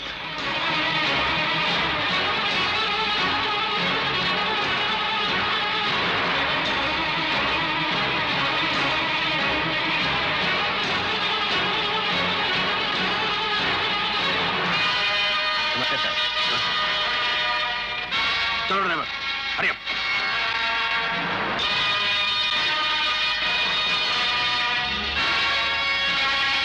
कैसे? उस गाड़ी का पीछा कर, जल्दी से।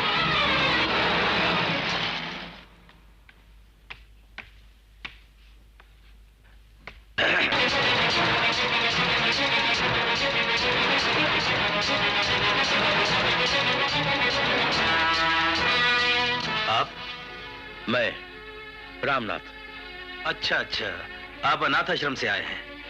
मैंने चंदे का चेक बनवा दिया है, अभी भिजवा देता हूं। मैं किसी अनाथ आश्रम से नहीं आया हूं। मैं अपना 20 साल पहले का हिसाब लेने आया हूं। हिसाब? कैसा हिसाब? मैंने तो आज तक किसी का कोई हिसाब रखा नहीं। मेरा तो इनकम टैक्स भी क्लियर है। ज्यादा बनने की कोशिश मत करो रंजीत। मेरा नाम दिलीप रॉय है। आपने शायद पहचानने में कोई भूल की है। जिस इंसान को पागलों की तरह मैं 20 साल से ढूंढता आया हूं, जिस इंसान का चेहरा मेरी आंखों को जलाता रहा है, जिसकी मनहूस आवाज 20 साल से मेरे कानों में गूंज रही है, मैं उस इंसान को पहचानने में कोई गलती नहीं कर सकता। वक्त की गाड़ी एक बार हाथ से निकल जाए तो जिंदगी भर हाथ नहीं आती। तुम्हारे ये लफ्ज हथौड़े की तरह मेरे दिल पर पड़ते रहे। तुम भेष बदलकर दुनिया को धोखा दे सकते हो, कानून को धोखा दे सकते हो, रंजीत मुझे धोखा नहीं दे सकते। तुम वही शैतान हो जिसने मेरी बीवी का कत्ल किया था। मेरे जिगर का टुकड़ा, मेरा सीना चीर के निकाल लिया तुमने। उसी दिन मेरा यह हाथ चला गया था। तुमने सिर्फ मेरे जिस्म को अपाहिज नहीं बनाया, मेरा बच्चा मुझसे छीनकर तुमने मेरी रूह को अपाहिज बनाया है। आपकी कहानी बहुत ही दर्दनाक है। लगता है रंजीत नाम के किसी बदमाश ने आप पर बहुत जुल्म किए हैं, लेकिन इसका मतलब यह तो नहीं कि आप अपने दुखों का शिकार किसी शरीफ आदमी को बनाए। मुझे आपसे हमदर्दी है। जाइए, कानून का दरवाजा खटखटाइए, यहां से आपको कुछ नहीं मिल सकता। बहुत कुछ मिल सकता है। मेरा बेटा मुझे वापस मिल सकता है।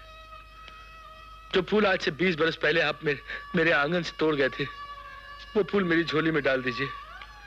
मैं आपका ये एहसान जिंदगी भर नहीं भूलूंगा। मैं उस एहसान के बदले आपका हर जुल्म भूल जाऊंगा। मैं ये भी भूल जाऊंगा कि आपका नाम रंजीत है।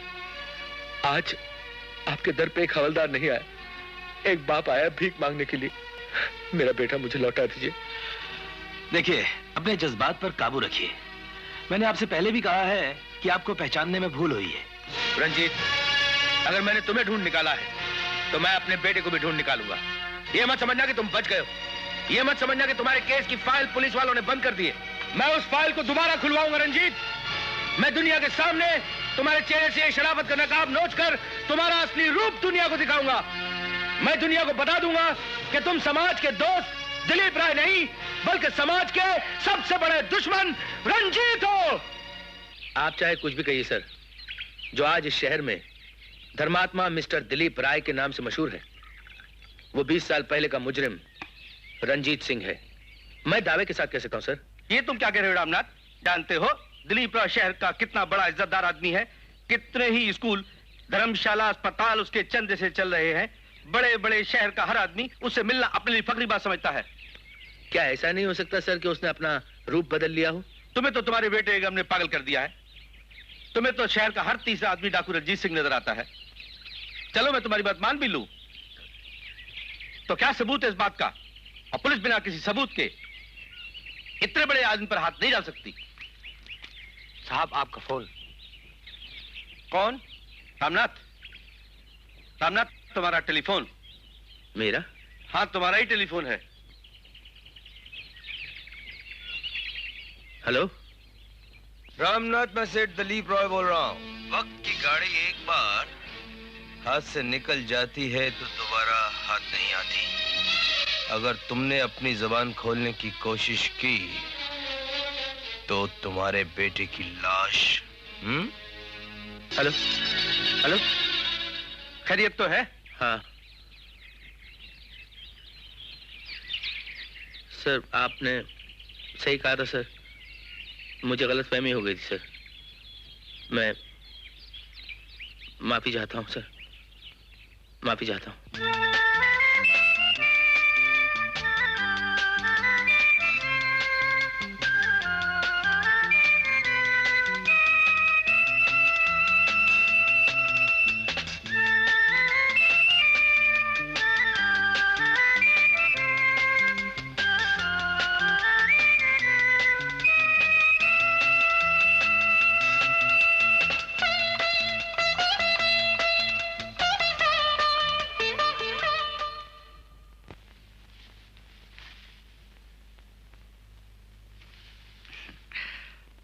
मुबारक हो इंस्पेक्टर अश्विनी, अब आप बिल्कुल ठीक ठाक हैं। Thank you sir. आप घर जा सकते हैं। Thank you so much.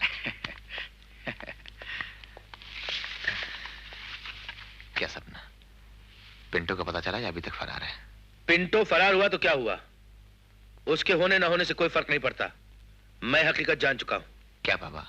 यही कि दिलीप राय ही डाकू रंजीत सिंह। क्या कह रहे हैं बाबा? मैं ठीक बोल रहा हूं बेटा।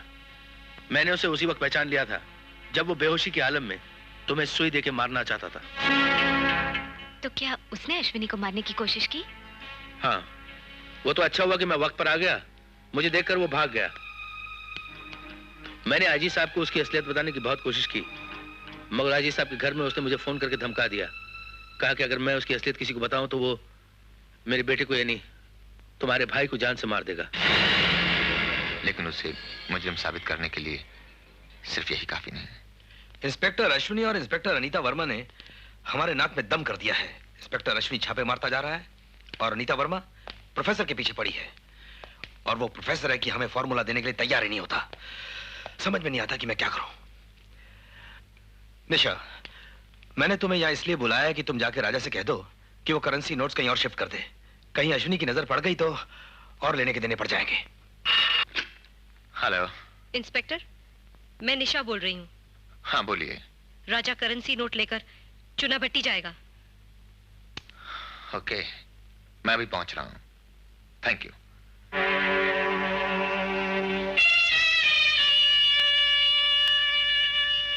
राजा,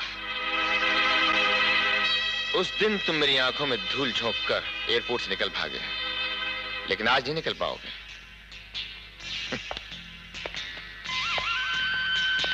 यह गलत फहमी नहीं बल्कि ये जाली नोट तुम्हारे मुजरिम होने का ठोस सबूत है। You are under arrest.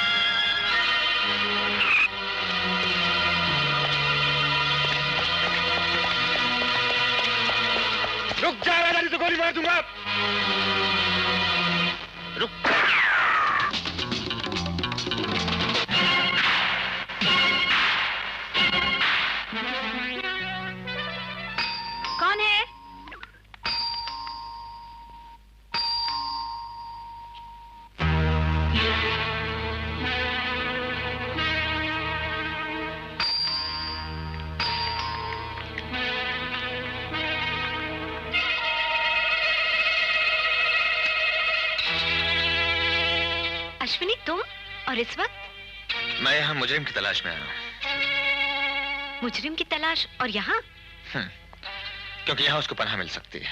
Ashwini, मत भूलो कि ये आईजी पुलिस का घर है और इस घर में उसका एक हिमायती भी रहता है, और वो है तुम उससे मोहब्बत करती हो। उसका नाम है राजा। राजा और मुजरिम? नहीं, तुम झूठ बोलते हो। झूठ और सच का पता तो अभी चल जाएगा।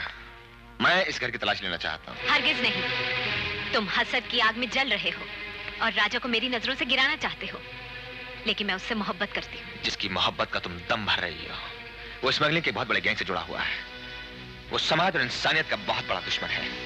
अगर तुम्हें यकीन नहीं आता तो आओ मेरे साथ, आओ, मैं तुम्हें दिखाता हूँ। तुम्हारी आंखें ये देख सकती हैं, मैंने उसकी टांग में गोली मारी थी। ये खून राजा का है। अगर ये राजा के खून के निशान है तो राजा कहाँ है? क्या सबूत है तुम्हारे पास कि ये खून राजा का है, किसी और का नहीं? तुम जज्बात में बहक गई हो। तुम्हारा दिमाग मान भी जाए मगर दिल कभी नहीं मानेगा। तुम्हारी आंखें मोहब्बत में अंधी हो चुकी हैं, मगर कानून की तेज आंखें मुजरिम को पहचानने में कभी धोखा नहीं खा सकती। इस सपना बाय।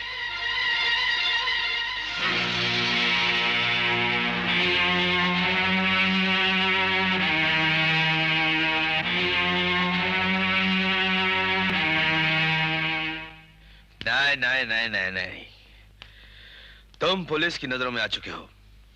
तुम्हारा कहीं भी आना जाना हमारे लिए बहुत खतरनाक साबित हो सकता है, इसलिए तुम कुछ दिनों के लिए अंडरग्राउंड हो जाओ।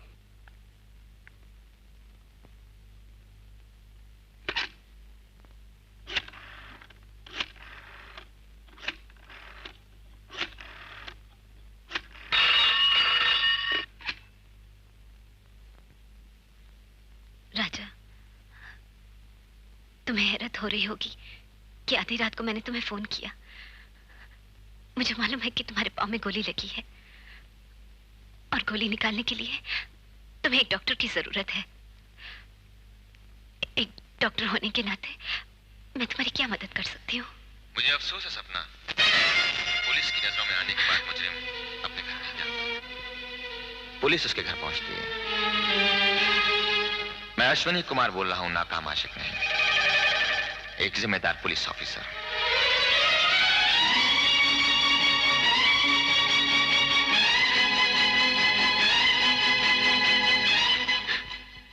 आज तेरी आजमाइश का आखिरी दिन है प्रोफेसर। आज हम देखेंगे कि तुम कितने बड़े देशभक्त हो। मुझे भी देखना है कितना जोर बाजुए कातिल में है। प्रोफेसर, आज हम तेरे कत्ल का ऐसा सामान लेकर आए हैं कि आज तेरा ज़मीर, तेरी गैरत मुझे वो फॉर्मूला देने के लिए मजबूर कर देगी तुझे। जमा छोड़ दो। डैडी। बेटी।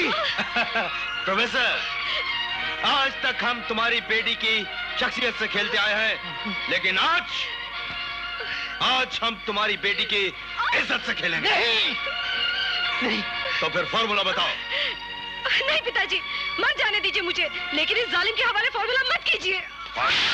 जालिम, छोड़ दे मेरी बेटी को, छोड़ दे मेरी बेटी को। छोड़ देता हूँ, पहले फॉर्मूला बताओ। बताता हूँ, बताता हूँ। That's like a good father. नहीं पिताजी। बताओ, बताओ।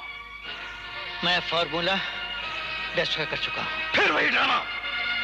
मैं झूठ नहीं बोल रहा हूँ, लेकिन फॉर्मूला तैयार करने में कम से कम 8 दिन लग जाएंगे। 8 दिन? ठीक है प्रोफेसर, अगर 8 दिन के अंदर अंदर तूने मुझे वो फॉर्मूला नहीं दिया तो मैं तेरी इस बेटी को नंगा करके बाजार की चौराहे पे लटका दूंगा। समझे? समझे?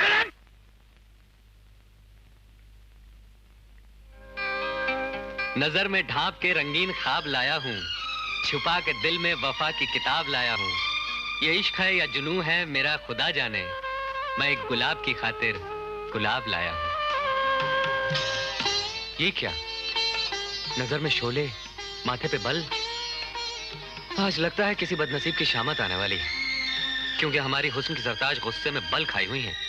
हाँ, शायद मोहब्बत के रजिस्टर में हमारी गैरहाजिरियां ज्यादा लग गई होंगी, इसीलिए हुजूर हमसे खफा है। तुम्हारी हिम्मत कैसे हुई मेरे बेडरूम तक आने की? हुजूर, जो आपके दिल तक पहुंच सकता है, क्या आपके बेडरूम तक नहीं पहुंच सकता? दिल से तो तुम्हें मैं निकाल ही चुकी हूँ, अब मेहरबानी करके मेरे बेडरूम से भी निकल जाइए। सपना, ये क्या कह रही हो? लगता है किसी दुश्मन ने तुम्हें मेरे खिलाफ भड़का दिया है। यही तो मुश्किल है, मैं आज तक यही नहीं समझ पाई कि कौन दोस्त है और कौन दुश्मन। मैंने तुम्हें अपना दोस्त समझा और तुमने मेरी दोस्ती का अपमान किया। मुझे अफसोस इस बात का नहीं कि तुम गैर कानूनी काम करते हो, अफसोस तो इस बात का है कि जो बात मुझे तुमसे मालूम पड़नी चाहिए थी, वो बात मुझे अश्विनी से पता चली। तुमने मुझे अंधेरे में रखा राजा, मैं तुम्हें कभी माफ नहीं कर सकती। नहीं सपना, मैंने तुम्हें कभी अंधेरे में नहीं रखा। उस दिन गेटवे पे मैंने तुम्हें अपने बारे में सब कुछ बता दिया था। मैंने कुछ नहीं सुना था। तो ये तुम्हारा कसूर था? हाँ हाँ, सारा कसूर तो मेरा ही था, जो मैंने जिंदगी के सफर के लिए तुम जैसा हम सफर चुना। प्यार कोई बंदिश नहीं सपना, प्यार तो एक आजाद जज्बे का नाम है। किसी मोड़ पर हम सफर मिलते हैं, किसी मोड़ पर बिछड़ जाते हैं, और आज वो मोड़ आ गया है जिस पर हम बिछड़ने वाले हैं। लेकिन इससे पहले कि तुम मुझसे मुंह फेरो, मैं तुम्हें बता देना चाहता हूँ कि आज मैं जो कुछ भी हूँ उसकी वजह क्या है। मैं कुछ सुनना नहीं चाहती। तुम्हें सुनना होगा सपना, तुम्हें सुनना होगा। मैं भी हजारों लाखों बच्चों की तरह मासूम था, जो न अच्छाई का मतलब जानता था न बुराई का। लेकिन अचानक मेरे सर से माता पिता का साया उठ गया। तकदीर ने मुझे घर की दहलीज से उठाकर फुटपाथ पर पटक दिया, और जिस उम्र में बच्चों को खिलौनों की जरूरत पड़ती, मुझे रोटी मांगने की जरूरत पड़ गई। एक रोटी के लिए तरस रहा था और दिल किसी के प्यार की नजर को। भूख ने मेरी सारी मासूमियत छीन ली सपना, और जमाने की नफरत ने मुझे बागी बना दिया। हर मुजरिम अपने जुर्म का जिम्मेदार दुनिया को ठहराता है। दुनिया तो हर इंसान को बुरा बनाना चाहती है।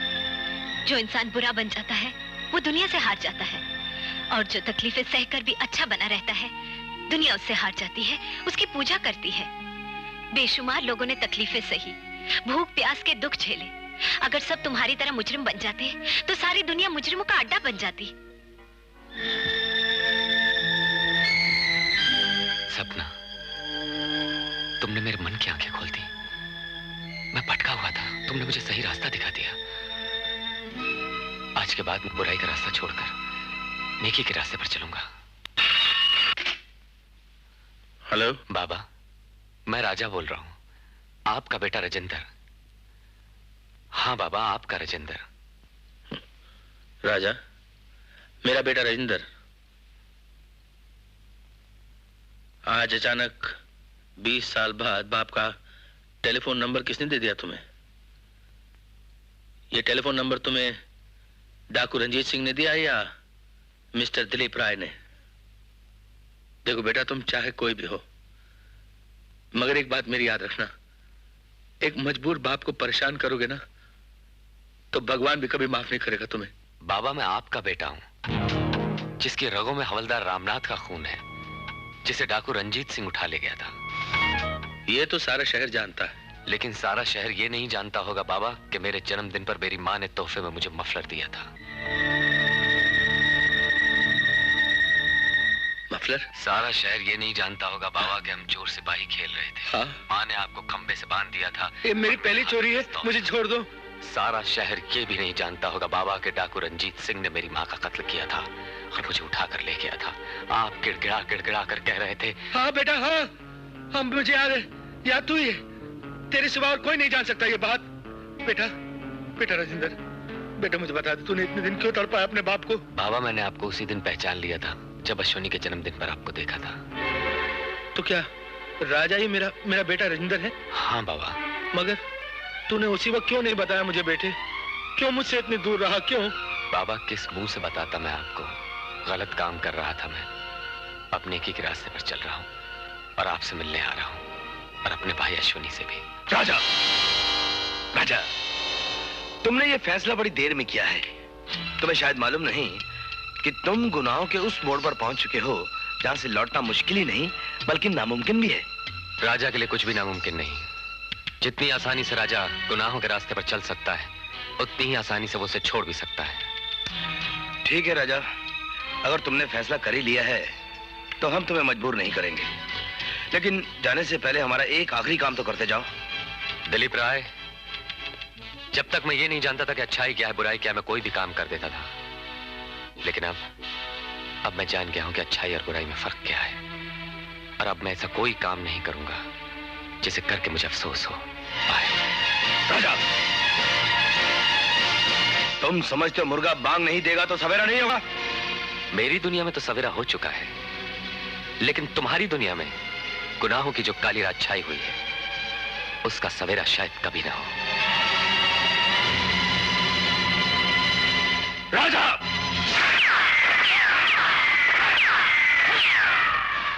अश्विनी, तेरा भाई आ रहा है घर। सपना, मेरा बेटा घर आ रहा है। राजेंद्र घर आ रहा है, मेरा बेटा तेरा राजा। मेरा बेटा घर आ रहा है 20 साल बाद। 20 साल से जिसको तड़प कर ढूंढ रहा था मैं, आज वो मेरा बेटा मेरे घर आ रहा है। इधर वो जब पहली बार बाबा कह के मेरे सीने से लिपटेगा, मैं कहीं पागल तो नहीं हो जाऊंगा? पहली बार उसकी आवाज सुनकर इतने सालों बाद। मैं उससे पूछूंगा क्या तू भी मेरी तरह तड़पा था? 20 साल तक मेरी तरह तड़पा? नहीं, ऐसी बातें नहीं पूछूंगा, ये अशुभ बातें होती है। मैं उससे अच्छी बातें पूछूंगा। बाबा, अपने आप को संभालिए बाबा। जज्बात की रोमांच मत भूलिए कि आपका बेटा एक मुजरिम है, कानून को उसकी तलाश है। बड़े से बड़ा कानून जानने वाला भी ऐसे मौके पर ऐसी बात नहीं करता अश्विनी। और फिर राजा बाबा का बेटा ही नहीं, तुम्हारा भाई भी तो है। तुम क्या समझती हो? मुझे अपने भाई से प्यार नहीं। क्या मैं अपने भाई से मिलना नहीं चाहता? अगर मेरे पास में होता तो भगवान के लिए मेरी मजबूरी को समझने की कोशिश कीजिए पापा। आप ही ने एक दिन कहा था, अश्वनी, फर्ज की जिस राह पर तुम चल रहे हो उसमें बहुत कुछ खोना पड़ता है, बहुत कुछ कुर्बान करना पड़ता है। आज वो वक्त आ गया, मगर फिर भी आप चाहते हैं तो नहीं नहीं नहीं बेटा, नहीं। तुम्हारे विचार सुनकर मैं बहुत खुश हुआ हूं, मगर बेटा, अगर राजेंद्र कानून का मुजरिम है तो उसे गिरफ्तार करना तुम्हारा फर्ज है। मगर जो बातें उसने मुझसे की हैं, उनसे ऐसा लगता है जैसे वो अपने आप को तुम्हारे हवाले कर देगा। हाँ बाबा, राजा ने मुझसे वादा किया था कि वो कभी बुराई के रास्ते पर नहीं चलेगा, एक नेक और शरीफ इंसान की तरह अपनी जिंदगी गुजारेगा। और मुझे पूरी उम्मीद है कि वो अपना वादा जरूर निभाएगा। मगर समझ में नहीं आता वो अभी तक आया क्यों नहीं? आ जाएगा मेरा बेटा, बस आता ही होगा। हेलो, इंस्पेक्टर अश्वनी बोल रहा हूं। इंस्पेक्टर अश्वनी, तुम्हें जिस आदमी का इंतजार है वो तुम्हारे घर के बाहर है। आप कौन बोल रहे हैं? Hello hello hello hello. कौन था बेटा? बाबा शायद भाई। राजा। राजा, रुक जा बेटे, हो सकता है इसमें किसी तरह की कोई चाल हो।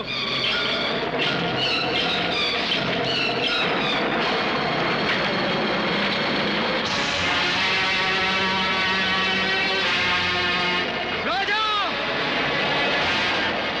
राजा, नहीं, राजा, नहीं।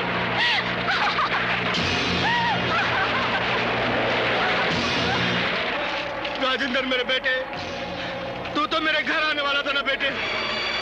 तो इस तरह आता अपने बाप के घर? बोल बेटे, देखो मेरी 20 साल की तपस्या का ये सिला भगवान ने दिया है मुझे। मेरे जिगर का टुकड़ा मुझसे छीन लिया। मेरे बेटे की लाश मेरी आंखों के सामने पड़ी है बेटे। देखो बेटे, ये देखो, ये मफलर मेरा बेटा अपने तोहफे लौटाने आया है बाप को। कितने प्यार से इसकी माँ ने इसके ऊपर नाम लिखा था बेटा, राजेंद्र। मेरे बेटे, मेरे बच्चे,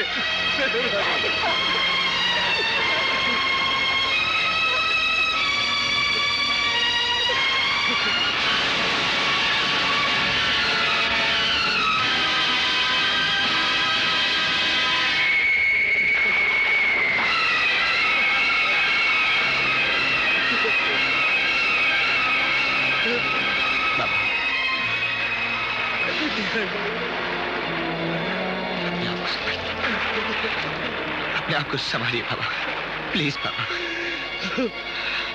बेटा, तू जिस फर्ज की बात करता है ना बेटा, मैंने 20 साल पहले इसी फर्ज की खातिर अपना एक हाथ खो दिया। मेरी बीवी मैंने इसी रास्ते पे कुर्बान कर दी। और आज मेरा सब कुछ छिन गया बेटे, सब कुछ छिन गया। तो अपने भाई को, इस भाई को हथकड़ी लगाने की बात करता था ना, लेकिन भगवान ने उसे जिंदगी की हर कैद से मुक्त कर दिया। मेरी उम्मीद खत्म हो गई बेटा, मेरी उम्मीद खत्म हो गई। बस करो, बस करो।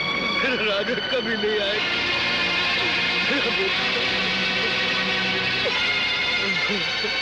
रंजीत सिंह, पहले तूने मेरी मां को मारा और अब मेरे भाई को। मैं तुझे जिंदा नहीं छोड़ूंगा, जिंदा। मैंने आपके सारे काम कर दिए, अब तो मेरे पिताजी को छोड़ दीजिए। निशा, देखो, कल हमारा जन्मदिन है और जन्मदिन की खुशी के मौके पर हम तुम्हारे पिताजी को रिहा कर देंगे। निशा का फोन था, कह रही थी दिलीप राय कल अपना जन्मदिन मना रहा है, फंक्शन के बाद उसके बाप को छोड़ देगा। तो क्या उसने फॉर्मूला हासिल कर लिया? नहीं, ये तो नहीं पता उसने। तो अब क्या सोचा? सोचना क्या है, अब वो गिरफ्तार किया जाएगा। नहीं बाबा, इसके लिए हमें सबूत की जरूरत है। सबूत सबूत सबूत, और कितना सबूत मांगता है कानून? इससे बड़ा सबूत क्या हो सकता है कि उसने मेरे बेटे का खून कर दिया और उसकी लाश लाके मेरे दरवाजे पे छोड़ दी? नहीं, मैं कहता हूं वही रंजीत है। ठीक है बाबा, लेकिन फिर भी हमें सबूत तो चाहिए ना। और वो सबूत फाइल में मौजूद है। अश्विनी, दिलीप राय को रंजीत साबित करने के लिए उसकी हैंडराइटिंग हासिल करना बहुत जरूरी है।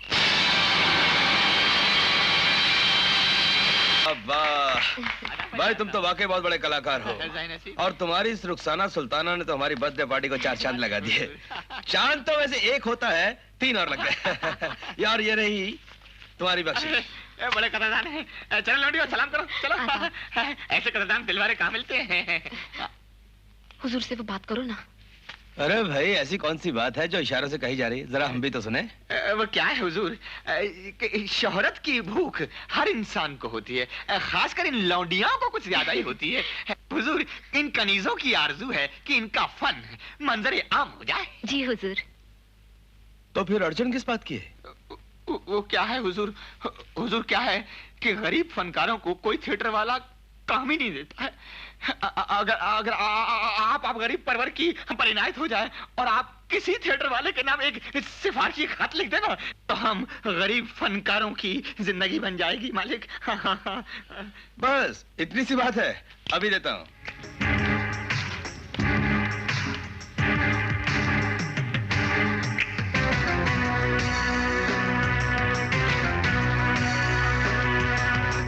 हाँ, देखो, न्यू स्टार थिएटर के मालिक जमुना दास को हमारा ये खत दे देना, तुम्हें जरूर नौकरी मिल जाएगी। हुजूर का सितारा बुलंद रहे। चलो चलो चलो चलो लौंडियो, गरीब पर चलिए। चले चले चले लौंडियो, जल्दी करो।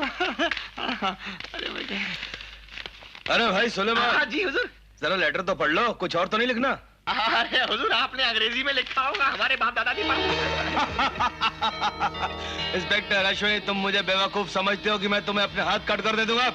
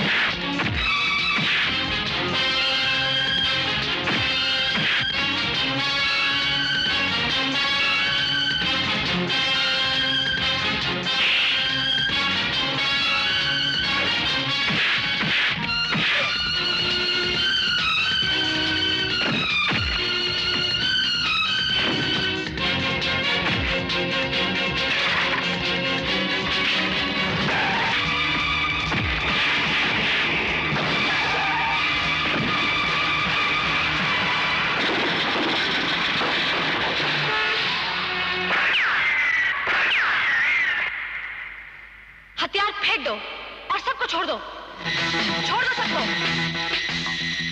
निशा, अपने डैडी को छुड़ा लाओ।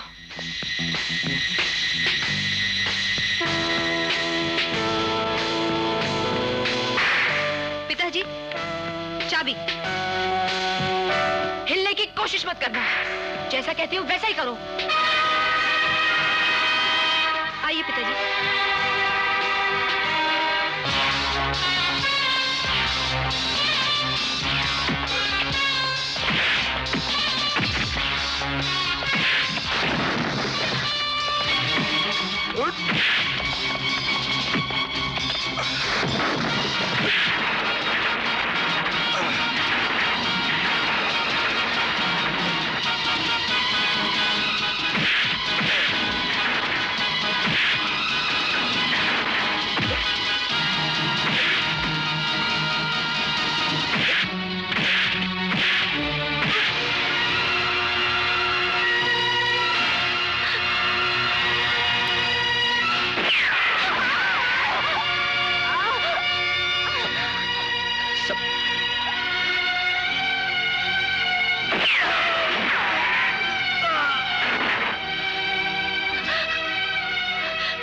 सपना, ये तुम क्या?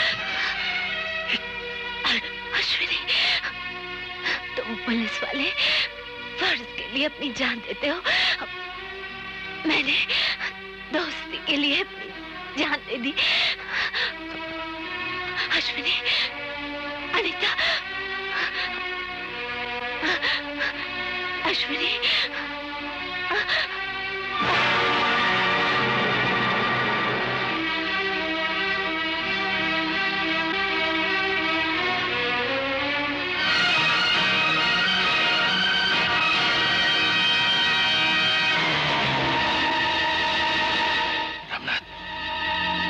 भागता कहाँ है कमीने? तेरी जिंदगी के हर दरवाजे पे मौत खड़ी है। उठ और अपनी मौत का भयानक मंजर देख।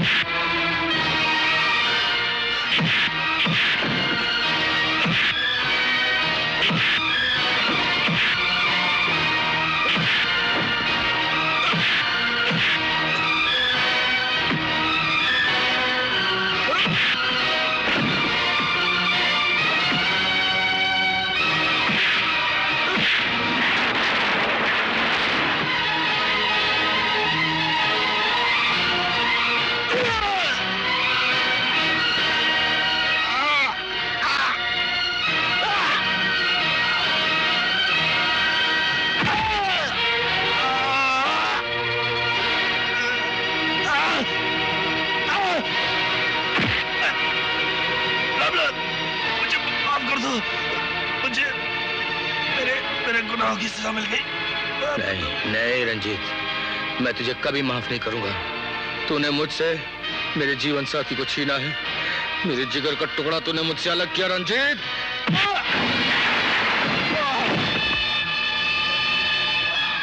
मुझे माफ कर दो, मुझे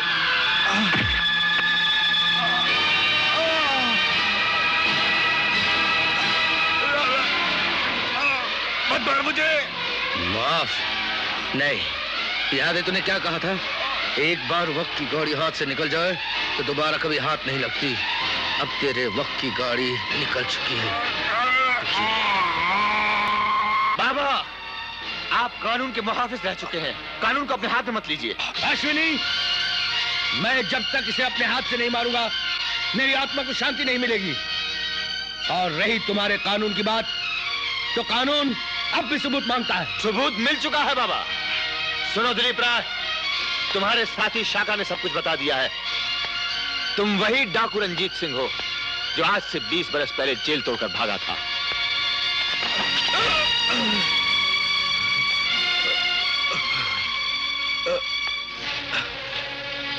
हाँ इंस्पेक्टर, मैं वही रंजीत सिंह हूँ। मैंने बेहिसाब गुनाह किए हैं। मैं तुम्हारा गुनहगार हूँ।